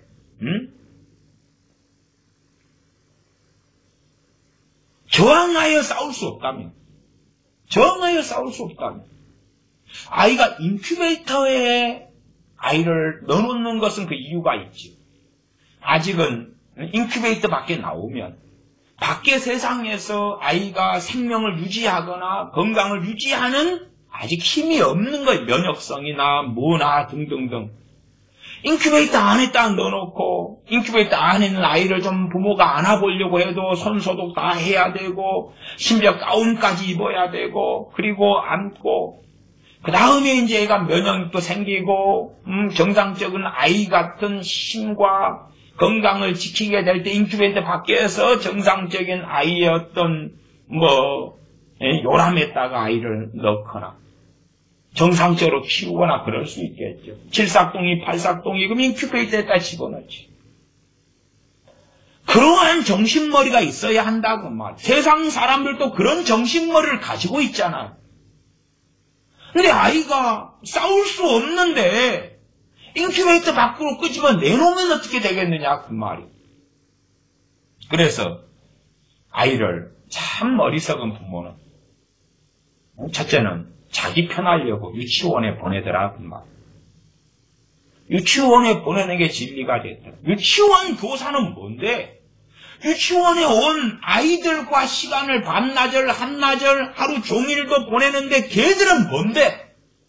5살짜리 애들은 괴물이고 6살짜리가 괴물이고 7살짜리가 괴물인데 그들과 함께 내 자녀를 집어넣으면서 어떻게 주의 교양과 훈계로 양육하기를 바라느냐 그 말이야. 같은 괴물이 될 뿐인데. 그러나 보내놓으면 편하죠. 죄송한 이야기입니다. 이제 한부모 부모에게는 정말 미안한 이야기고, 한부모니까 자기가 벌어야지만이 애를 키울 수 있으니까 한부모. 참 어려운 경우고. 저는 원론을 말씀드리는 거예요. 두부모가 함께 직장 생활을 하면 경제적 여유가 있겠죠. 좋겠죠. 그러나 이제 자녀의 주의 교양과 훈계는 상당 부분을 포기해야 되죠. 더군다나 제가 유치원 이야기를 꺼냈으니까 최소한 아빠가 직장에 갔으면 엄마가 하루 종일 주의 교양과 훈계로 양육할 시간을 가진단 말이에요. 양육 안 해놓을수록 함께 있는 게 괴로우니까 유치원 보내버립니다. 얘가 마귀 새끼가 됐고 괴물이 됐으니까 유치원에 보내놓는 거예요. 그리고 유치원에 끝나고 오면 괴물이 오는 거예요. 괴물을 어떻게 설득해야 돼? 괴물은 몬스터가 돼 있으니까 기공돼가지고 먹을 것 좀 주면 괴물이 조용하죠. 배부르면 사자도 잠을 자요. 그 다음에 또 괴물이 튀어나와요. 깨어나면. 그러면 뽀로로 틀어주는 거예요. 그러면 조용해요. 괴물이 조용해요. 밤에 잠깐 괴물을 만나고 그리고 다시 아침에 괴물을 깨워가지고 괴물들의 집합소로 집어넣어요. 유치원 교사들이 핵심적으로 강조하는 것 중에 하나는 뭐냐 그러면 대인관계입니다. 친구들과의 관계. 괴물이 어떻게 괴물과 잘 사귀고 사느냐. 어떻게 친구들 괴물들과 잘 어울리느냐. 당연하게 괴물이 되지 않으면 잘 어울릴 수가 없죠. 같은 걸 이야기하고, 같은 걸 좋아하고, 같은 반응을 하고, 같은 행동을 하고, 같은 말을 하고. 그러면 엄마라도 남아서 자녀를 주의 교양과 훈계로 양육하려면 말하자면 더 넉넉한 살림살이를 포기해야 되죠. 남편이 300만 원 벌어오고 아내가 200만 원 벌어오는데 아내가 버는 200만 원을 포기하거나 아니면 반반 타협해서 유치원은 다 보내는 거니까 유치원 졸업장 없으면 안 된다고 믿으니까 오전밥만 보내놔. 오후에는 주의 교양과 훈계로 양육해. 그러니까 오전만 엄마가 일을 할 수 있겠죠. 200만 원 버는데 70만 원만 벌고. 그리고 오후에는 어차피 괴물들과 어울려서 들어왔는데 그거라도 어떻게 또 좀 변화시켜보자. 그러나 과연 한국 교회가 망해져가고 무너져가고 신앙과 믿음이 무너져가고 한국 교회보다 더 선배님들의 교회들인 미국 교회와 서구 유럽의 교회가 무너지고 박살나왔던 것이 무엇이냐? 그 이유가 무엇이냐? 그 말. 독일 교회 가면 정확한 수치와 통계는 찾기 어렵습니다만 A라는 독일 교회는 평균 75세, 출석하는 사람 나이가 평균 75세. 과거에 5,000명 모였던 교회인데 지금 5명 모이고. 그 앞에 교회, 과거에 3,500명 모였던 교회인데 지금은 나이트클럽이고. 그 앞에 교회, 과거에 1,700명 모였던 교회인데 지금은 이슬람 사원이고. 그 뒤에 있는 교회, 과거에 7,000명 모였던 데인데 지금 15명 모이고 평균 나이가 72세고. 그 지경이란 말이에요. 그냥 이제 신앙과 믿음이라는 것은 노인들의 유물로 바뀌어 오는 거예요. 구시대의 유물로 바뀌어 오는 거죠. 그러나 기독교인이라고 쓰는 숫자상에는 변화가 있으나 우리가 상상하는 것보다의 변화는 좀 적죠. 왜? 예배당에 1년에 부활절, 성탄절만 와도 기독교인이라고 써주니까. 기독교인이라고 써주니까. 그러나 매일 주일마다 예배 나오는 사람은 기껏해야 평균 나이 70세, 72세, 75세, 심지어 78세. 그것이 한국의 어느 섬이나 제 아는 목사님들 섬에서 목회하시는데 그런 섬에서 동네 사람들 30명인데 30명 가운데 젊은 사람 하나 29명 모임뿐. 그 젊은 사람이라는 게 기껏해야 동네 이장인데 59살. 그리고 그러한 사람들 가운데 노인네들 10명 나온다. 그런 이야기가 아니에요. 젊은 사람과 노인들이 함께 섞여 있는 도시에서 예배당에 출석하는 사람의 평균 나이가 72살, 75살이라는 이야기예요. 젊은이들이 안 나온다는 말이에요. 선배님들이죠. 대한민국의 안보든 경제든 교육이든 모든 게 전문용어로 개판 5분 전입니다만은 그런 걸 따지기 전에 정말 내가 하나님의 백성이고 하나님의 사람이고 그리고 자녀를 가지고 있다면 자녀에 대하여 최소한의 책임져야 될 나이가 20살 때까지입니다. 말하자면 하나님은 20년간의 시간을 주셨다 그 말이에요. 20년간의 시간.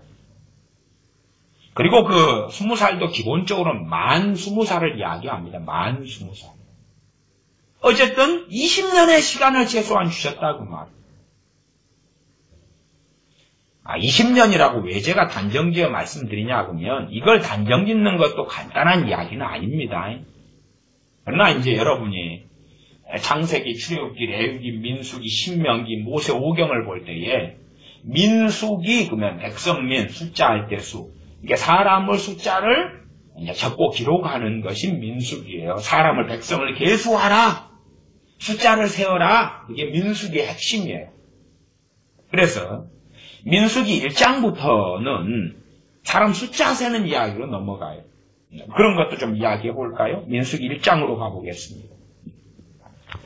나중에 민수기 보실 때 되면 이것이 어쨌든 숫자 세는 것에서 그 중심이 돌아가는구나. 그러기 때문에 숫자 세는 이야기가 상당히 반복되어져서 나오겠구나 하는 생각을 하시면 좋겠습니다. 민수기 1장으로 가보겠습니다. 민수기 1장. 민수기 1장 1절부터 3절까지 제가 읽어보겠습니다. 이스라엘 자손이 애굽 땅에서 나온 후 제2년 2월 1일에 여호와께서 시내 광야 회막에서 모세에게 일러 가라사대 너희는 이스라엘 자손의 모든 회중 각 남자의 수를 그들의 가족과 종족을 따라 그 명수대로 계수할지니 이스라엘 중 20세 이상으로 싸움에 나갈 만한 모든 자를 너와 아론은 그 군대대로 계수하되. 여기서 나오는 숫자는 첫째는 남자는 가족의 대표성이고 여자는 자녀를 키우고 지켜야 하니까 군사로 뽑는데 군사로 모집하는데 1장 2절에 모든 회중각 남자의 수를 계수하는데 3절에 보면 이스라엘 중에 20세 이상으로 이게 20살부터 군사가 되는 거예요. 군사가 뭡니까? 성인을 이야기하는 거예요. 성인을 책임질 나이 성인의 때. 그리고 그 다음에는 각 지파별로 20세 이상의 군사가 될 남자들. 20세 이상인데 이제 장애인 같은 경우야 좀 빠지고 빼겠죠. 20세 이상의 남자들을 성경 계속 말씀하고 있는 것이지요. 민수기 14장으로 가면 우리가 항상 잘 아는 사건이 나와 있습니다. 이것은 12정탐꾼의 사건이 나와 있는 것이 민수기 14장입니다. 14장에서 하나님의 심판이 나와 있을 때에 하나님께서는 20세 기준으로 삼으시는 걸 볼 수가 있습니다. 14장 28절, 29절 제가 읽어갑니다. 민수기 14장 28, 29 그들에게 이르기를 여호와의 말씀에 나의 삶을 가리켜 맹세하노라. 너희 말이 내 귀에 들린 대로 내가 너희에게 행하리니 너희 시체가 이 광야에 엎드려질 것이라. 너희 20세 이상으로 계수함을 받은 자 곧 나를 원망한 자의 전부가 말하자면 20세 이상은 너희 행동에 대하여 책임을 정확히 너희가 져야 한다고 말씀하는 거예요. 그래서 20세 이상은 어쨌든 정확하게 그냥 나는 송적이어서 대중을 따라갈래요. 대부분은 대중을 따라갔죠. 그리고 책임졌습니다. 대한민국의 시국에도요. 샤이 보수니 뭐니 말하지만 그러나 지금은 입을 다물 때는 아니에요. 명절에 친척들 가족들 모였을 때 입을 다물 때가 아니라고요. 샤이 보수로 남는다? 대한민국은 끝장나고야 마는 것이에요. 보수는 우파는 입을 열어야 되는 것이에요. 나팔을 불어야 되는 것이에요. 누가 과거에 좌파들이 해왔던 것처럼. 물론 손해는 각오해야 되겠죠. 직장에서 왕따도 될 수 있을 것이고 손해는 각오해야 되겠죠. 이건 진리에 대한 이야기가 아닙니다. 대한민국 시국에 대한 이야기고 그렇게 할 때만이 대한민국이 그나마 보존될 가능성이 높아진다는 이야기를 저는 하고 있는 것입니다. 진리에 대한 이야기는 20세 이상으로 대중이 전체가 다 저 12정탐꾼 가운데 가나안에 들어가면 우리가 죽을 것이다. 말하는 10명의 정탐꾼의 말을 대중의 전체가 다 지지하기 때문에 우리는 그냥 샤이야 샤이. 아니면 나는 여호수아와 갈렙의 이야기가 맞는 것 같은데 생각했는데 그러나 내 가족이 있다면 가족 50명이다. 10명의 정탐꾼을 지지하고 손을 들었을 때에 그래 조리해야지. 대한민국의 민주주의나 민주주의의 시스템의 좀 무서운 것 중에 하나는 대중은 책임질 필요가 없다는 것이 무서운 점입니다. 말하자면 투표를 통하여 자치단체장을 뽑아놓고 교육감을 뽑아놓고 대통령을 뽑아놓고 국회의원을 뽑아놨는데 아주 그냥 복지 포퓰리즘, 좌파, 무상교육 퍼주는 놈들을 뽑아놓고 걔네들이 잘못하면 너희들 왜 잘못해? 그러나 그 사람들 뽑아놓은 나는 책임지지 않겠다는 것이 민주주의의 아주 악한 점 중에 하나죠. 그러나 결국은 책임질 수밖에 없는 것입니다. 베네수엘라처럼, 브라질처럼, 멕시코처럼 책임질 수밖에 없는 것이에요. 결과로는 그렇다고 말이에요. 이 대중이 이제 소위 말하면 민수기 14장의 대중이 혹은 13장, 14장 사건에 가나안 정탐꾼의 보고를 받는 이 백성들, 국민들이, 이스라엘 백성들이 자, 우리는 저 10명에게 표를 던지겠다. 여호수아 갈렙의 주장에 표를 던지지 않고 10명의 정탐꾼 숫자상으로도 10대 2니까 5배가 많잖아. 저들에게 표를 던지겠다. 그리고 그 사람들 가운데 20살 이상은 책임을 졌어야 한다 그 말이에요. 심정적으로 여호수아하고 가까웠던 사람이 왜 없었겠는가 그 말이죠. 갈렙하고 가까웠던 사람이 왜 없었겠는가 그 말이죠. 있었겠죠? 있었겠죠. 그러나 여호수아와 갈렙만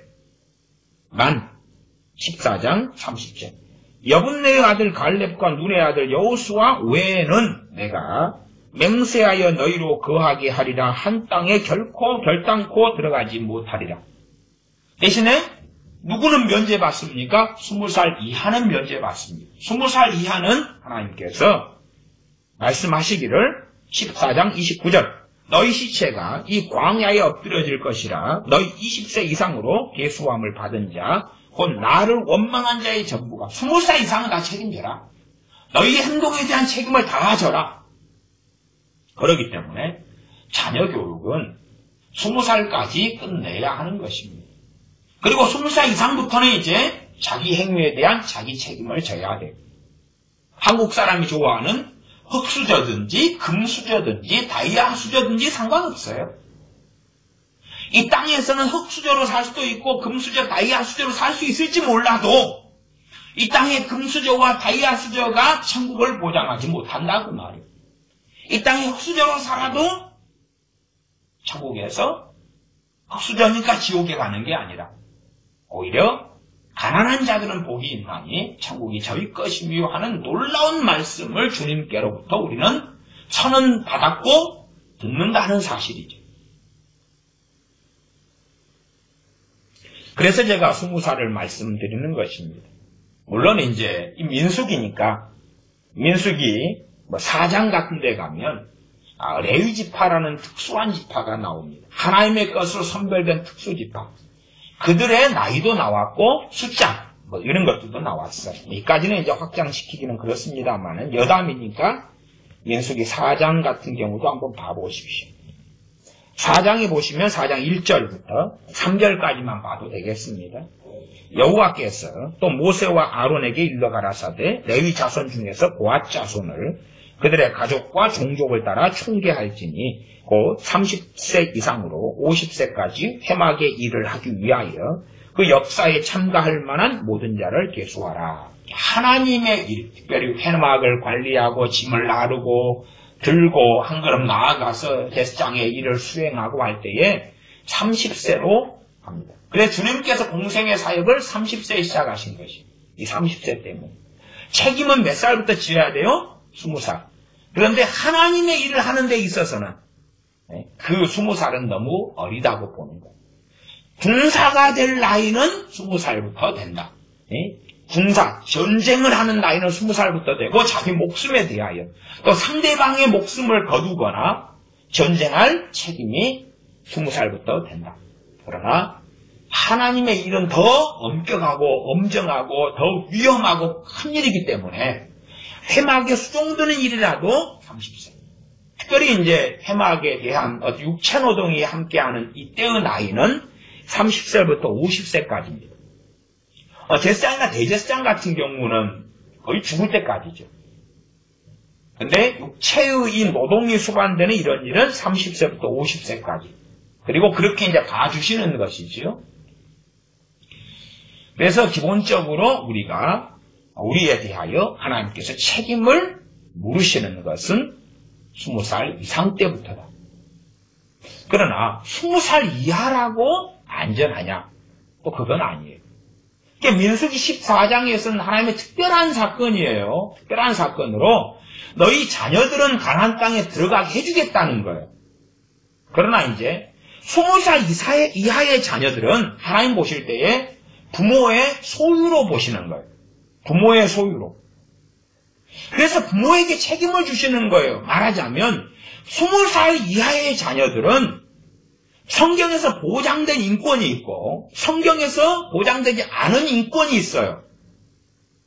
보장되지 않은 인권을 주장할 수가 없어요. 아니 10살짜리가 인권이라고 해서 지금 한국 교육을 시키고 있는 것처럼 임신하고 결혼하고 할 인권이 있어요? 없어요? 없어요. 10살짜리가 나 동성애자가 되겠다고 커밍아웃 할 수 없다고 말이에요. 하나님 말씀대로 하면. 그러면 부모가 먼저 돌로 쳐서 죽여라 그랬다는 말.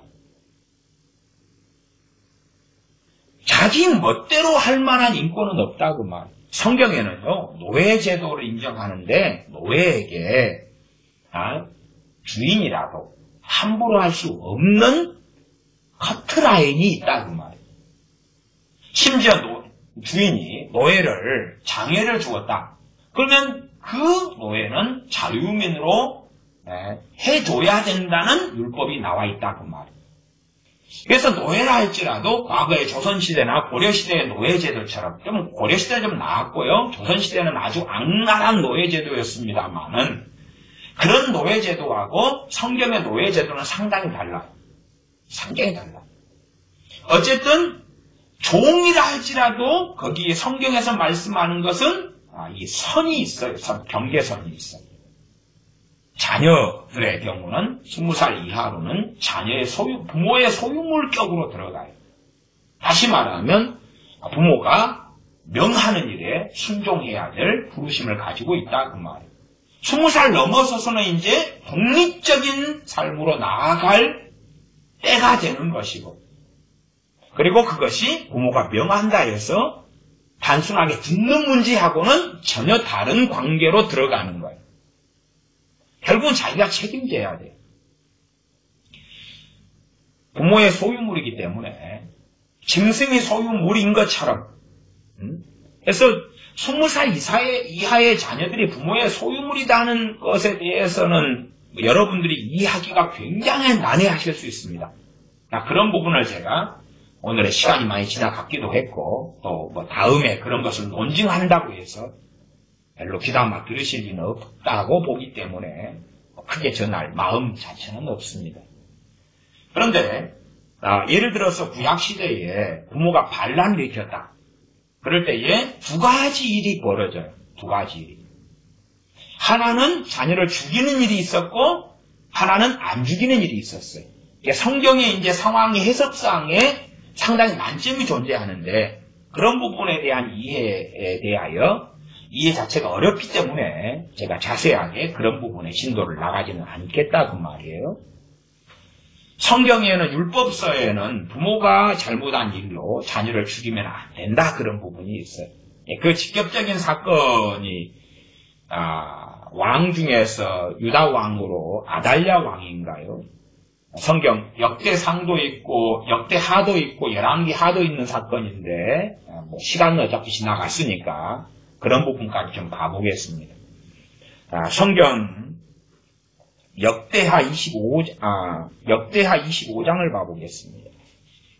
역대하 25장.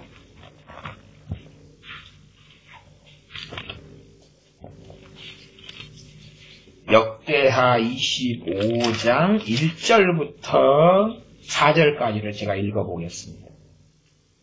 이게 성경을 한 면만 보면 절대 안 돼요. 잘 통합해가지고 이해할 수 있도록 애를 써야 돼요. 첫 번째는. 그 다음에 이제 잘 살펴봐야 돼요. 많은 사례들을. 그래서 성경에는 많은 사례와 많은 사건을 기록합니다. 충분한 사례, 충분한 예시들을 성경 기록합니다. 역대하 25장 1절부터 4절을 제가 읽으면 아마샤가 위에 나아갈 때에 왕이 될 때에 나이 25세라 예루살렘에서 29년을 치리하니라. 그 모친의 이름은 여호앗단이라 예루살렘 사람이더라. 아마샤가 여호와 보시기에 정직히 행하기는 하였으나 온전한 마음으로 행치 아니하였더라. 그 나라가 굳게 섬에 그 부왕을 죽인 신복들을 죽였으나 자기가 약할 때에 괜히 그냥 자기 아버지를 죽였던 반란자 신하들을 죽여버리면 나라가 제대로 안 서기 때문에 또 다른 반란이 일어나니까 굳게 섰다는 말은 왕권을 튼튼하게 한 다음에 이제 자기 아버지에게 반역을 이렇게 죽여버린 신하들이 있었는데 그들을 죽였다 그러는 것입니다. 그러면서 25장 4절에 저희 자녀는 죽이지 아니하였으니 소위 구족을 멸하지 않았다 그 말이에요. 또 삼족도 멸하지 않았다 그 말이에요. 이는 모세 율법책에 기록한 대로 함이라.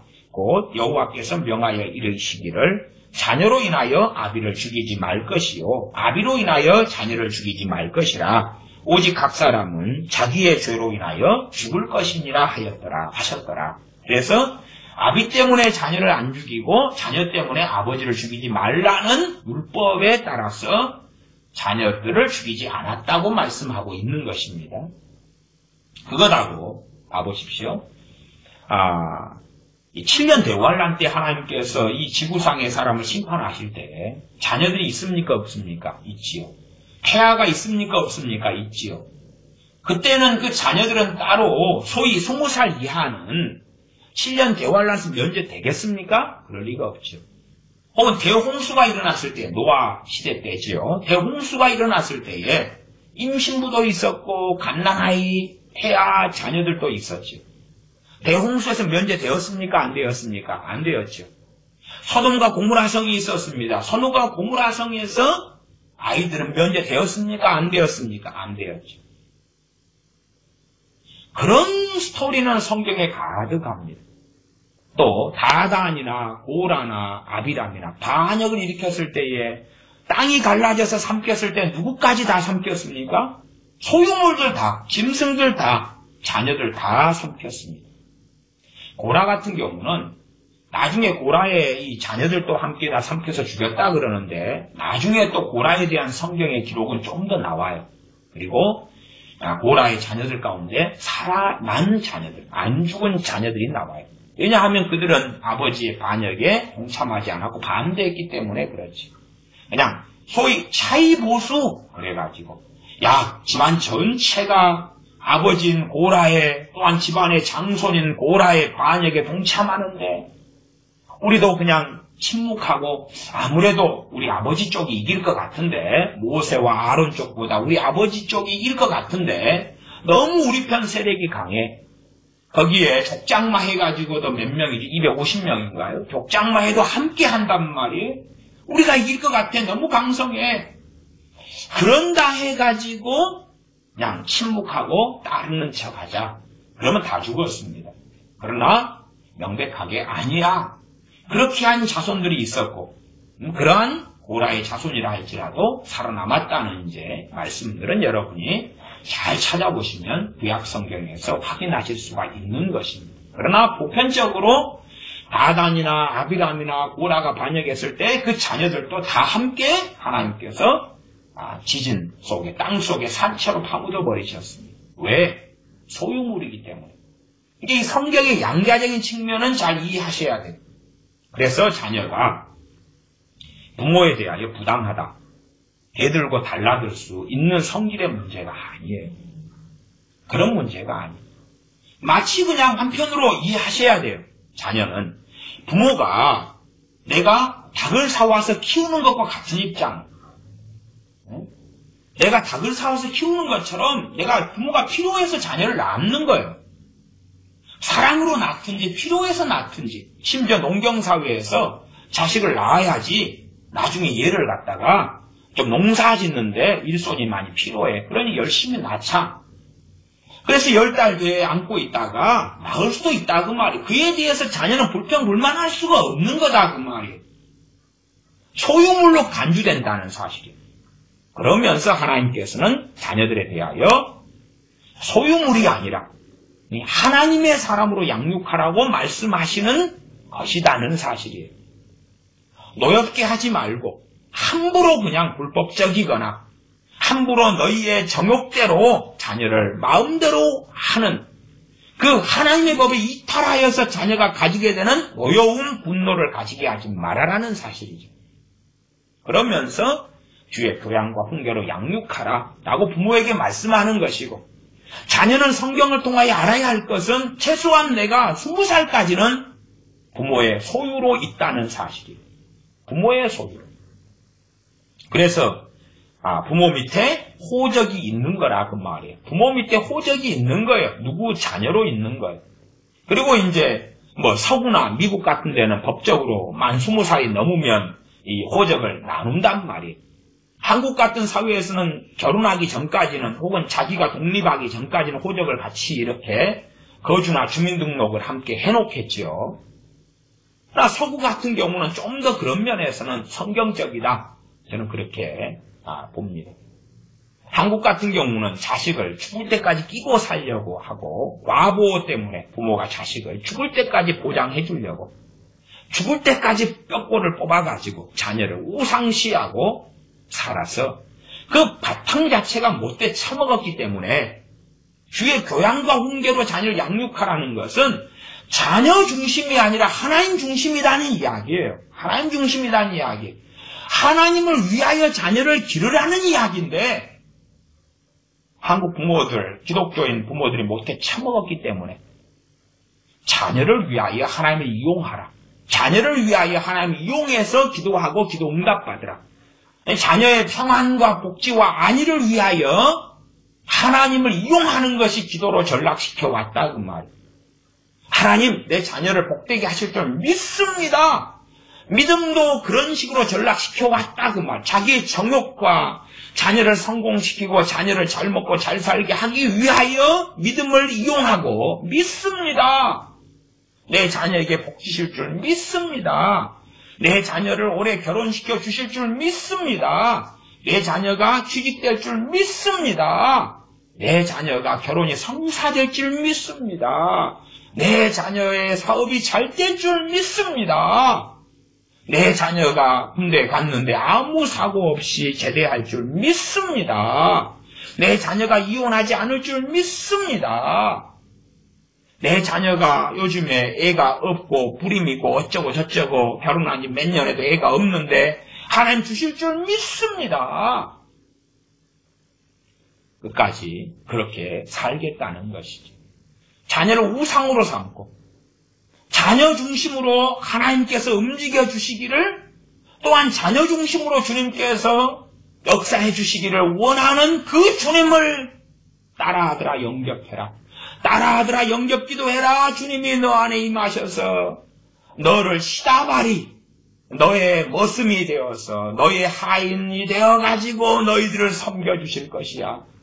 그 주님을 영접하라. 주님은 얼마나 사랑이 많고 자비로운지 너가 영접기도만 하면 주님께서 너를 돌봐주시리라. 엄마 아빠는 항상 너와 함께하지는 못해. 그러나 예수님을 영접만 하면 예수님은 너와 항상 함께해 주실 거야. 군대 가도 함께해 주시고 어디 그냥 산간 오지에 가도 함께해 주시고 너희를 항상 돌봐주실 거야. 그러면 예수님을 영접해라. 그렇게 해서 주님을 머슴으로 전락시키는 복음, 이상한 복음을 전하죠.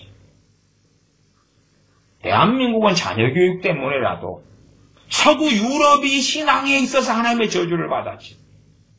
돈이야 복지야. 서구 유럽이나 미국이 누릴 만큼 누렸지 않아요? 누릴 만큼 누렸죠. 중국도 마찬가지입니다. 중국의 기독교인이 수치상으로 9천 몇백만 명 나오나요? 9천 몇백만 명. 1억 명 가까이 되는 중국의 기독교인들.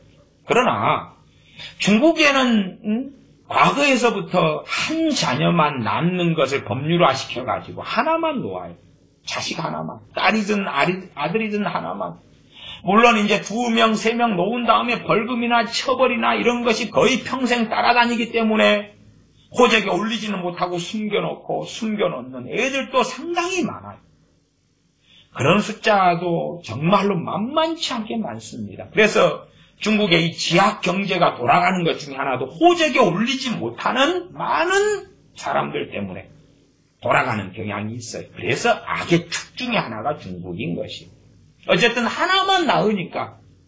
대한민국은 뭐 하나 놓든 둘, 셋, 넷 놓든지 간에 자유가 있고 심지어 지금은 많이 놓으면 돈을 주죠.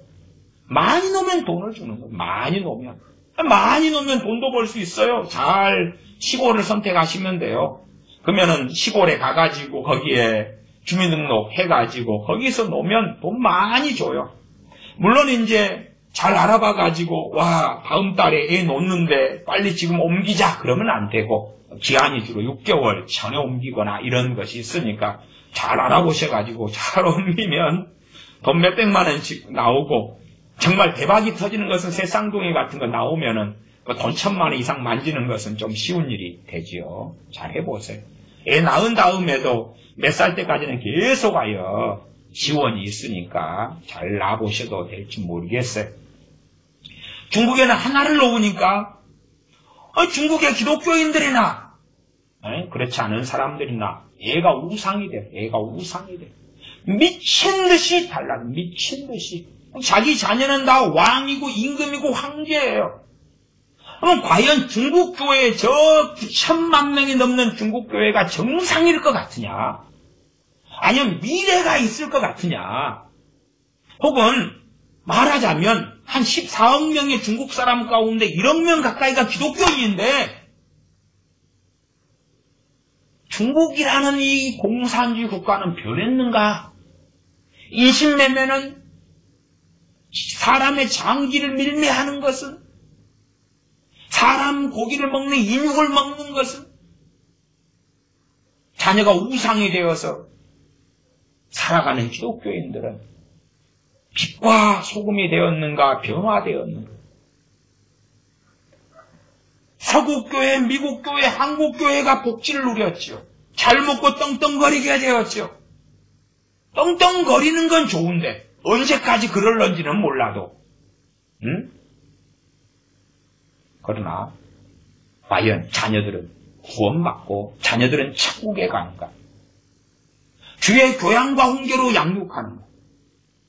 양육되어지면 자녀는 최소한 부모를 공경하는 자녀가 나오겠죠. 그것이 기본적인 자녀를 주의 교양과 훈계로 양육했느냐의 가장 경계선에 있는 것이에요. 최상에 있는 것이 아니고 말하자면 운전면허 시험 합격 커트라인이 70점이다 그러면 그게 70점이다 그 말이에요. 60점이다 그러면 그게 60점이다 그 말이에요. 자격증 시험을 보는데 60점이 맞아야 합격이다 그러면 부모를 공경하는 자녀가 100점이 아니고 90점이 아니고 60점이란 말이 60점. 겨우 전문용어로 하면 보롯이 합격했다 그 말이에요. 보롯이 합격했다 그 말이에요. 그러나 부모를 공경하는 자녀는 어디가 있습니까? 오히려 자녀를 공경하는 부모는 존재하고 부모를 공경하는 자녀는 찾아보기 어려운, 심지어 찾아볼 수 없는 사회다. 부모를 공경한다는 것이요. 부모가 줄 걸 다 주고 해줄 걸 다 주면 겉으로는 부모 공경하는 것처럼 보이지 않나요? 그러나 해줄 걸 안 해주면 자녀가 원하는 걸 안 해주면 그때의 부모를 공경하는지 하지 않는지가 명명백백하게 드러날 때다 그 말이에요. 핸드폰 사주세요. 최신형 다 해주면 좋아하지요. 때마다 여행시키고 때마다 먹을 거 사주고 용돈 팡팡 주면 엄마 아빠 사랑해요. 생일 때 선물 안 해주고 생일 챙겨주지 않고 용돈 주지 않고 다른 아이들 교복 입혀 보낼 때에 엄마 아빠가 돈 없다. 교복 며칠 안 입고 가서 선생님한테 혼나고 애들한테 왕따 당하고 당해라. 아직 교복 해줄 돈이 없다. 그래도 부모를 공경하냐 그 말. 너 학교 가는데 차비가 없다. 1시간 거리인데 걸어가야 되겠다. 다른 애들은 다 자가용으로 모셔드리고 택시 타고 가고 버스 타고 가고 너는 1시간 거리인데 걸어가야 되겠다. 요즘에 엄마 아빠가 돈이 좀 쪼들린다. 1시간을 걸어가면서 내 엄마 아빠 사랑해요. 공경해요. 그러는 자식이 있느냐 그 말이죠. 원하는 걸 다 해주고 피자 시켜주고 치킨 시켜주고 놀아주고 즐겁게 해주고 숙제도 함께 해주고 내일 학교 가는데 숙제 못했구나. 넌 자자. 엄마가 너 아침에 일어나면 다 해가지고 그림 다 그려가지고 다 준비해 놓을게. 그냥 자자. 이쁜 딸 자자. 엄마가 다 마무리 해놓을게. 엄마가 네 일기도 다 써놓을게. 자자. 괜찮아. 그리고 엄마가 내일 학교 선생님한테 전화해서 거짓말 해줄게. 애가 요즘에 몸이 아파가지고 미처 못했어요, 선생님. 애가 우리 가정에 말 못할 사정이 있어가지고 숙제를 못했으니까 선생님 이해해주세요. 또 연락도 해줄게. 그렇게 하는 가운데 엄마 사랑해요, 아빠 사랑해요. 그건 부모 공경 아니죠. 자녀가 생각하는 것들이 필요가 채워지고 욕구가 채워지고 그게 안 되었을 때, 필요가 채워지지 않았을 때, 욕구가 채워지지 않았을 때 자녀가 부모를 공경하는가. 그것이 경계선, 그것이 오롯이 합격점이다 그 말이에요. 미안하지만 이게 최꼭대기에 있는 게 아니에요. 최꼭대기에 있는 게 아니기 때문에 10계명, 5계명의 자녀들에게 부모를 공경하라고, 부모에게 순종하라고, 부모를 공경하라고 나온 것이에요. 그것이 법이라는 것은요, 그게 커트라인이에요. 커트라인. 율법, 10계명, 그게 커트라인이에요. 커트라인. 부모를 공경했다고 의로워지는 건 아니에요. 그런데도 하나님은 거기에 약속 있는 첫 계명을 주셨다 그 말이에요. 거기에 하나님 땅에서 잘되고 장수하리라는 복을 주셨다 그 말이에요. 너무 중요하니까. 그냥 사람의 도리인데, 기본적인 도리인데, 그 도리에다가 하나님은 복을 약속하셨다 그 말이에요. 너무 중요하니까. 사회의 건강, 가정의 건강, 국가의 건강, 근간이 되는 가장 중요한 것이니까. 인간사에서 가장 중요한 것이니까. 하나님과의 관계 속에서 하나님께 순종하고 하나님을 경외하는 건 10계명, 1, 2, 3, 4계명까지 5계명 사람 사이에서 가장 중요한 건 부모에 대하여 자녀가 어떻게 하느냐다 그 말이에요. 그러나 이제 그러한 것도 누가 가르쳐야 됩니까? 부모가. 주의 교양과 훈계로 양육하라 부모가 해야 된다 그 말이에요. 자기의 소유로 주셨다 그 말이에요. 자녀를 자기의 소유로 자기의 소유로. 그렇기 때문에 구약 율법에도요, 부모가 빚을 졌어요. 그러면 누가 함께 팔려가지요? 심지어는요, 아내도 남편의 소유처럼 돼버려요. 남편이 빚을 지면 아내도 함께 팔려가는 것이고 자녀도 함께 팔려가는 것이에요. 그러나 일반적으로 한 20살 넘으면 따로따로. 20살 안에서 부모 밑에 있는 자녀들은 아버지가 빚지면 자녀도 함께 노예로 팔려갔다는 사실이에요. 왜? 소유니까. 그러지 인권이다. 그래서 아버지가 빚졌다. 아버지가 빚쟁이다. 그런데 자녀는 그와 무관하다. 그럴 수가 없다 그 말이에요. 그래서 자녀들은 20살 밑에 자녀들은 엄마 아빠가 벌어온 것을 먹잖아요. 자기가 번 것이 아니라 부모가 번 것을 가지고 먹잖아요. 부모가 번 것을 가지고 옷을 입고 부모가 구한 집에서 살고 그러면서 지 멋대로 하려는 자녀를 호로자식이라 그렇다고 말. 호로자식이라. 나아가서 하나님의 백성과 자녀는 하나님으로부터 생명과 우리 주님으로부터 생명을 얻었다 그 말이에요. 하나님을 경외하고 주님을 따라야 마땅하고 나아가 예수 그리스도의 십자가의 그 은혜와 사랑으로 자신의 피로 우리를 사셨다 그 말이에요. 사신 교회가 되었다.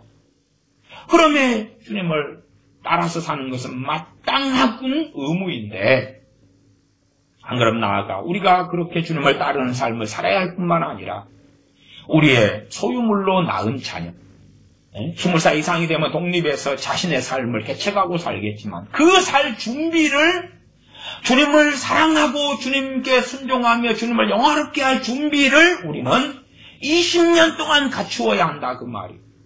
그 무엇보다 가장 큰 과업, 가장 중요한 일, 먹고 사는 것보다 집을 장만하는 것보다 가장 중요한 일, 자녀를 20살 때까지, 19살 때까지 가장 중요한 과업으로 여기는 많은 크리스천들은, 기독교인들은 그 과업이 좋은 대학 보내는 거라고 생각해요. 참 미쳐도 한참 미쳤어. 미쳐도 한참 미쳐버린 크리스천들. 정말 미쳐버렸어. 좋은 대학 보내는 게 지상 최대의 과업. 서울대 가서 성령 충만해지나요? 연고대 가서 카이스트 가니까 성령 충만해지고 하버드 예일대 가니까 성령 충만해지나요? 그놈들이 다 빨갱이가 되고 그놈들이 다 마귀 앞잡이가 되고 그놈들이 프리메이슨이 되고 그놈들이 적그리스도가 되고 그놈들이 사회의 지도자가 되었기 때문에 또한 될 거기 때문에 이 지구상의 7년 대환란이 찾아올 거다 그 말이 어느 때에. 잘난 놈들이 좋은 대학 가방끈 있고 박사들이 지배하기 때문에 미혹이 있고 타락하고 그러지. 어디 길바닥에 거지를 데려다 놓고 누가 대통령을 시켜요? 누가 노숙자를 데려다 놓고 국회의원을 시켜요? 그러지 않지요. 최소한은 뭔가를 가져야 된다고 말이에요. 가지기 위해서 부모가 헌신하고 투자하고 보냈잖아요. 대학을 보내고 유학을 보내고 그런 놈들이 지도자가 됐죠. 그런 놈들이 다 악하게 된다는 이야기는 아니지만 그렇게 좋은 대학을 보내고 좋은 스펙을 갖추는 것이 성령 충만을 또한 주님을 사랑하는 주의 교양과 훈계가 아니란 이야기예요. 하나님의 자녀는 우선순위를 명백하게 해야 됩니다. 자녀를 둔 부모의 첫 번째 사명이다. 그렇게 말씀드리면 주의 교양과 훈계로 자녀를 양육하는 것이에요. 영접기도로 해가지고 주님께 맡겨버리는 그 못된 속임수와 거짓. 예배당에 데리고 나가서 목사에게, 전도사에게, 주일학교에 맡겨버리는 그 속임수와 거짓. 중고등교에 맡겨버리는 그 속임수와 거짓. 자녀를 위해 기도하니까 다 될 거라는 속임수와 거짓. 대학교로 보내면, 좋은 대학 보내면 하나님이 알아서 해버릴 거라는 속임수와 거짓이 아니라 주의 교양과 훈계로 양육해야 돼. 그러한 부모의 부르심과 사명, 또한 마땅히 하나님을 경외하는 부모라면 자녀를 주의 교양과 훈계로, 세상의 교양과 세상의 훈계가 아니란 말이에요. 세상 돌아가는 인터넷 세상, 디지털 세상에서 그렇게 교육시키나? 와, 저기 세상에 투자의 규제가 누구 있잖아. 그 사람 걸 너가 좀 배워. 아인슈타인 걸 배워. 엘빈 토플러 걸 배워. 뭐 해겔의 것을 배워. 니체의 것을 배워. 그런 것을 배워야 돼. 그 교양과 훈계로 양육시키마. 해겔의 교양과 훈계로 양육시키마. 칸트의 교양과 훈계로 양육시키마. 박사들의 교양과 훈계로 양육시키마. 대학교에 가면 누구의 훈계로 양육하죠? 박사들의 교양과 훈계죠. 박사들이 가르치자면 박사들이 가르쳐서 박살나잖아요. 박자 돌림이니까. 박사들이 지구의 교양과 훈계로 양육한단 말이에요. 그것이 대학교 아니에요? 대학교 보내지 말라는 율법론을 제가 이야기하는 게 아니에요. 주의 교양과 훈계로 양육된 자녀가 대학을 갔을 때에 대학에서 가르치는 정보와 지식을 분별하고 먹을 거 먹고 안 먹을 거 안 먹고 이용할 거 이용하고 사용할 거 사용한다 그 말이에요. 그러나 세상 자녀로 양육돼가지고 이 세상에 꽃이 핀 문화, 그것이 대학이다 그 말이에요. 그리 가가지고 엎친 데 덮친 격이 되어야 만다는 사실이죠. 도대체 왜 크리스천 부모들은 말씀에 순종하지 않는지 이해할 수 없어요. 주의 교양과 훈계로 양육하라는 말씀에 왜 부주의한지 이해할 수 없고, 심지어 주의 교양과 훈계로 양육하라는 것은 1년에 제대로 설명도 안 하고 가십거리로 지나가는 것이 어버이 주일이나 어린이 주일이나 가십거리로 지나가고, 그리고 서로 얼굴에 말하자면 리스치를 해주나요? 금치를 해주나요? 서로 잘하고 있어. 우리 잘하고 있어. 우리 어린이주일 보내잖아. 우리 어버이주일 보내잖아. 우리 스승의 날인가 보내잖아. 우리 잘하고 있어. 우리 잘하고 있어.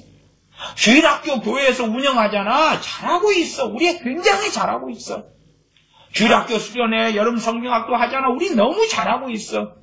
교회 아이들은 다 주의 교양과 훈계로 양육되고 있는 거야.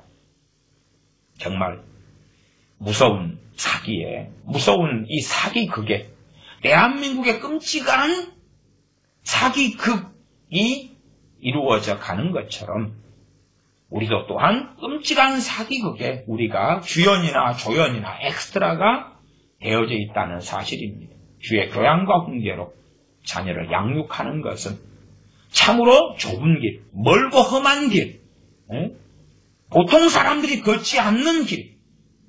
그러나 정말로 사랑하는 자녀가 천국에서 함께 만나기를 원하는 것이 진짜 부모겠죠. 진짜 부모라면 내 자식이 천국에서 보기를 원하는 것이죠. 하나님께 드릴 내 태의 열매는 무엇이냐 하면 내 자녀가 주의 교양과 훈계로 양육되어져서 주님을 위해 살다가 주님 앞에 서는 것이지. 전도? 내 자식 전도해놓지 않고 누구를 전도하나요? 그게 끔찍한 비극이죠. 또한 자녀들이 전도도 되지 않고, 다시 말하면 주님의 뱃속에, 주님의 중심에, 주님을 위하여 사는 것이 자녀의 뱃속과 중심에 자리 잡지도 않았는데 괜찮다고 자녀에 대한 사랑을 나팔 불어주고, 자녀의 인생의 축복을 나팔 불어주고, 자녀의 인생의 평안을 나팔 불어주고, 그러한 면죄부를 못돼 처먹은 크리스찬 부모들이 자녀들에게 남발하고 살아가더라. 그럼에 한국교회가 나오는 것이고, 미국 교회가, 서구 유럽 교회가 나왔던 것이다. 그 말, 나왔던 것. 왜? 자기 자녀들에게 안전하리라. 안전을 노래 불러주는 거예요. 팔이 안으로 굽으니까 너희들은 안전하리라. 목사들 자식들 가운데 못돼 처먹은 인간들이 얼마나 많습니까? 근데 왜 목사들은 자기의 자식들한테 안전을 울부짖어주고 외쳐주는 거예요? 너희들은 이 목사의 아들과 딸들이기 때문에 천국이 보장돼 있어. 하나님이 주는 큰 축복이 보장돼 있어. 남발을 하는 거고, 시간 지나 보니까 목사의 딸은 창기가 되어져 있고, 목사의 아들은 조폭이 되어져 있고, 목사의 아들은 사기꾼이 되어져 있고, 그런 것을 보는 것도 참 요즘 시대에는 별로 드문 일이 아닙니다. 목사의 딸이 창기가 되어져 있고, 창기까지는 아니라도 말하자면 단란주점 종업원이다. 그 말, 단란주점 종업원. 기도하겠습니다. 아버지 하나님, 참으로 우리가 주님의 말씀에 유의하지 않으니 우리가 살아가는 세상에서 배부르고 등 따시면 된다고 착각하고, 그리고 참으로 우리에게 주신, 또한 우리가 가진 태의 열매인 자녀들에 대하여서 이 자녀들이 주의 교양과 훈계로 양육되어져 가는 세상인지, 또한 어떻게 이를 실현할 수 있을 것인지, 어떻게 자녀를 주의 교양과 훈계로 양육함으로 하나님을 영화롭게 할 것인지에 대하여 고민하지 않고, 심각하게 생각하지 않고 안일하게 살아가 버리면서 내 자녀는 구원받아 천국 가리라는 이 망상에 젖어 들어가 살며 시대를 분별할 그러한 지혜를 가지지 않은 채 자기의 안일에 젖어 들어가 살아가는 때가 되고야 말았습니다. 어리석지 아니하여서 아직 품 안에 자녀가 있는 이들은 주의 교양과 훈계로 자녀를 양육하는 그러한 우리가 되게 도와주시옵소서. 우리 주 예수님의 이름으로 기도하옵나이다. 아멘.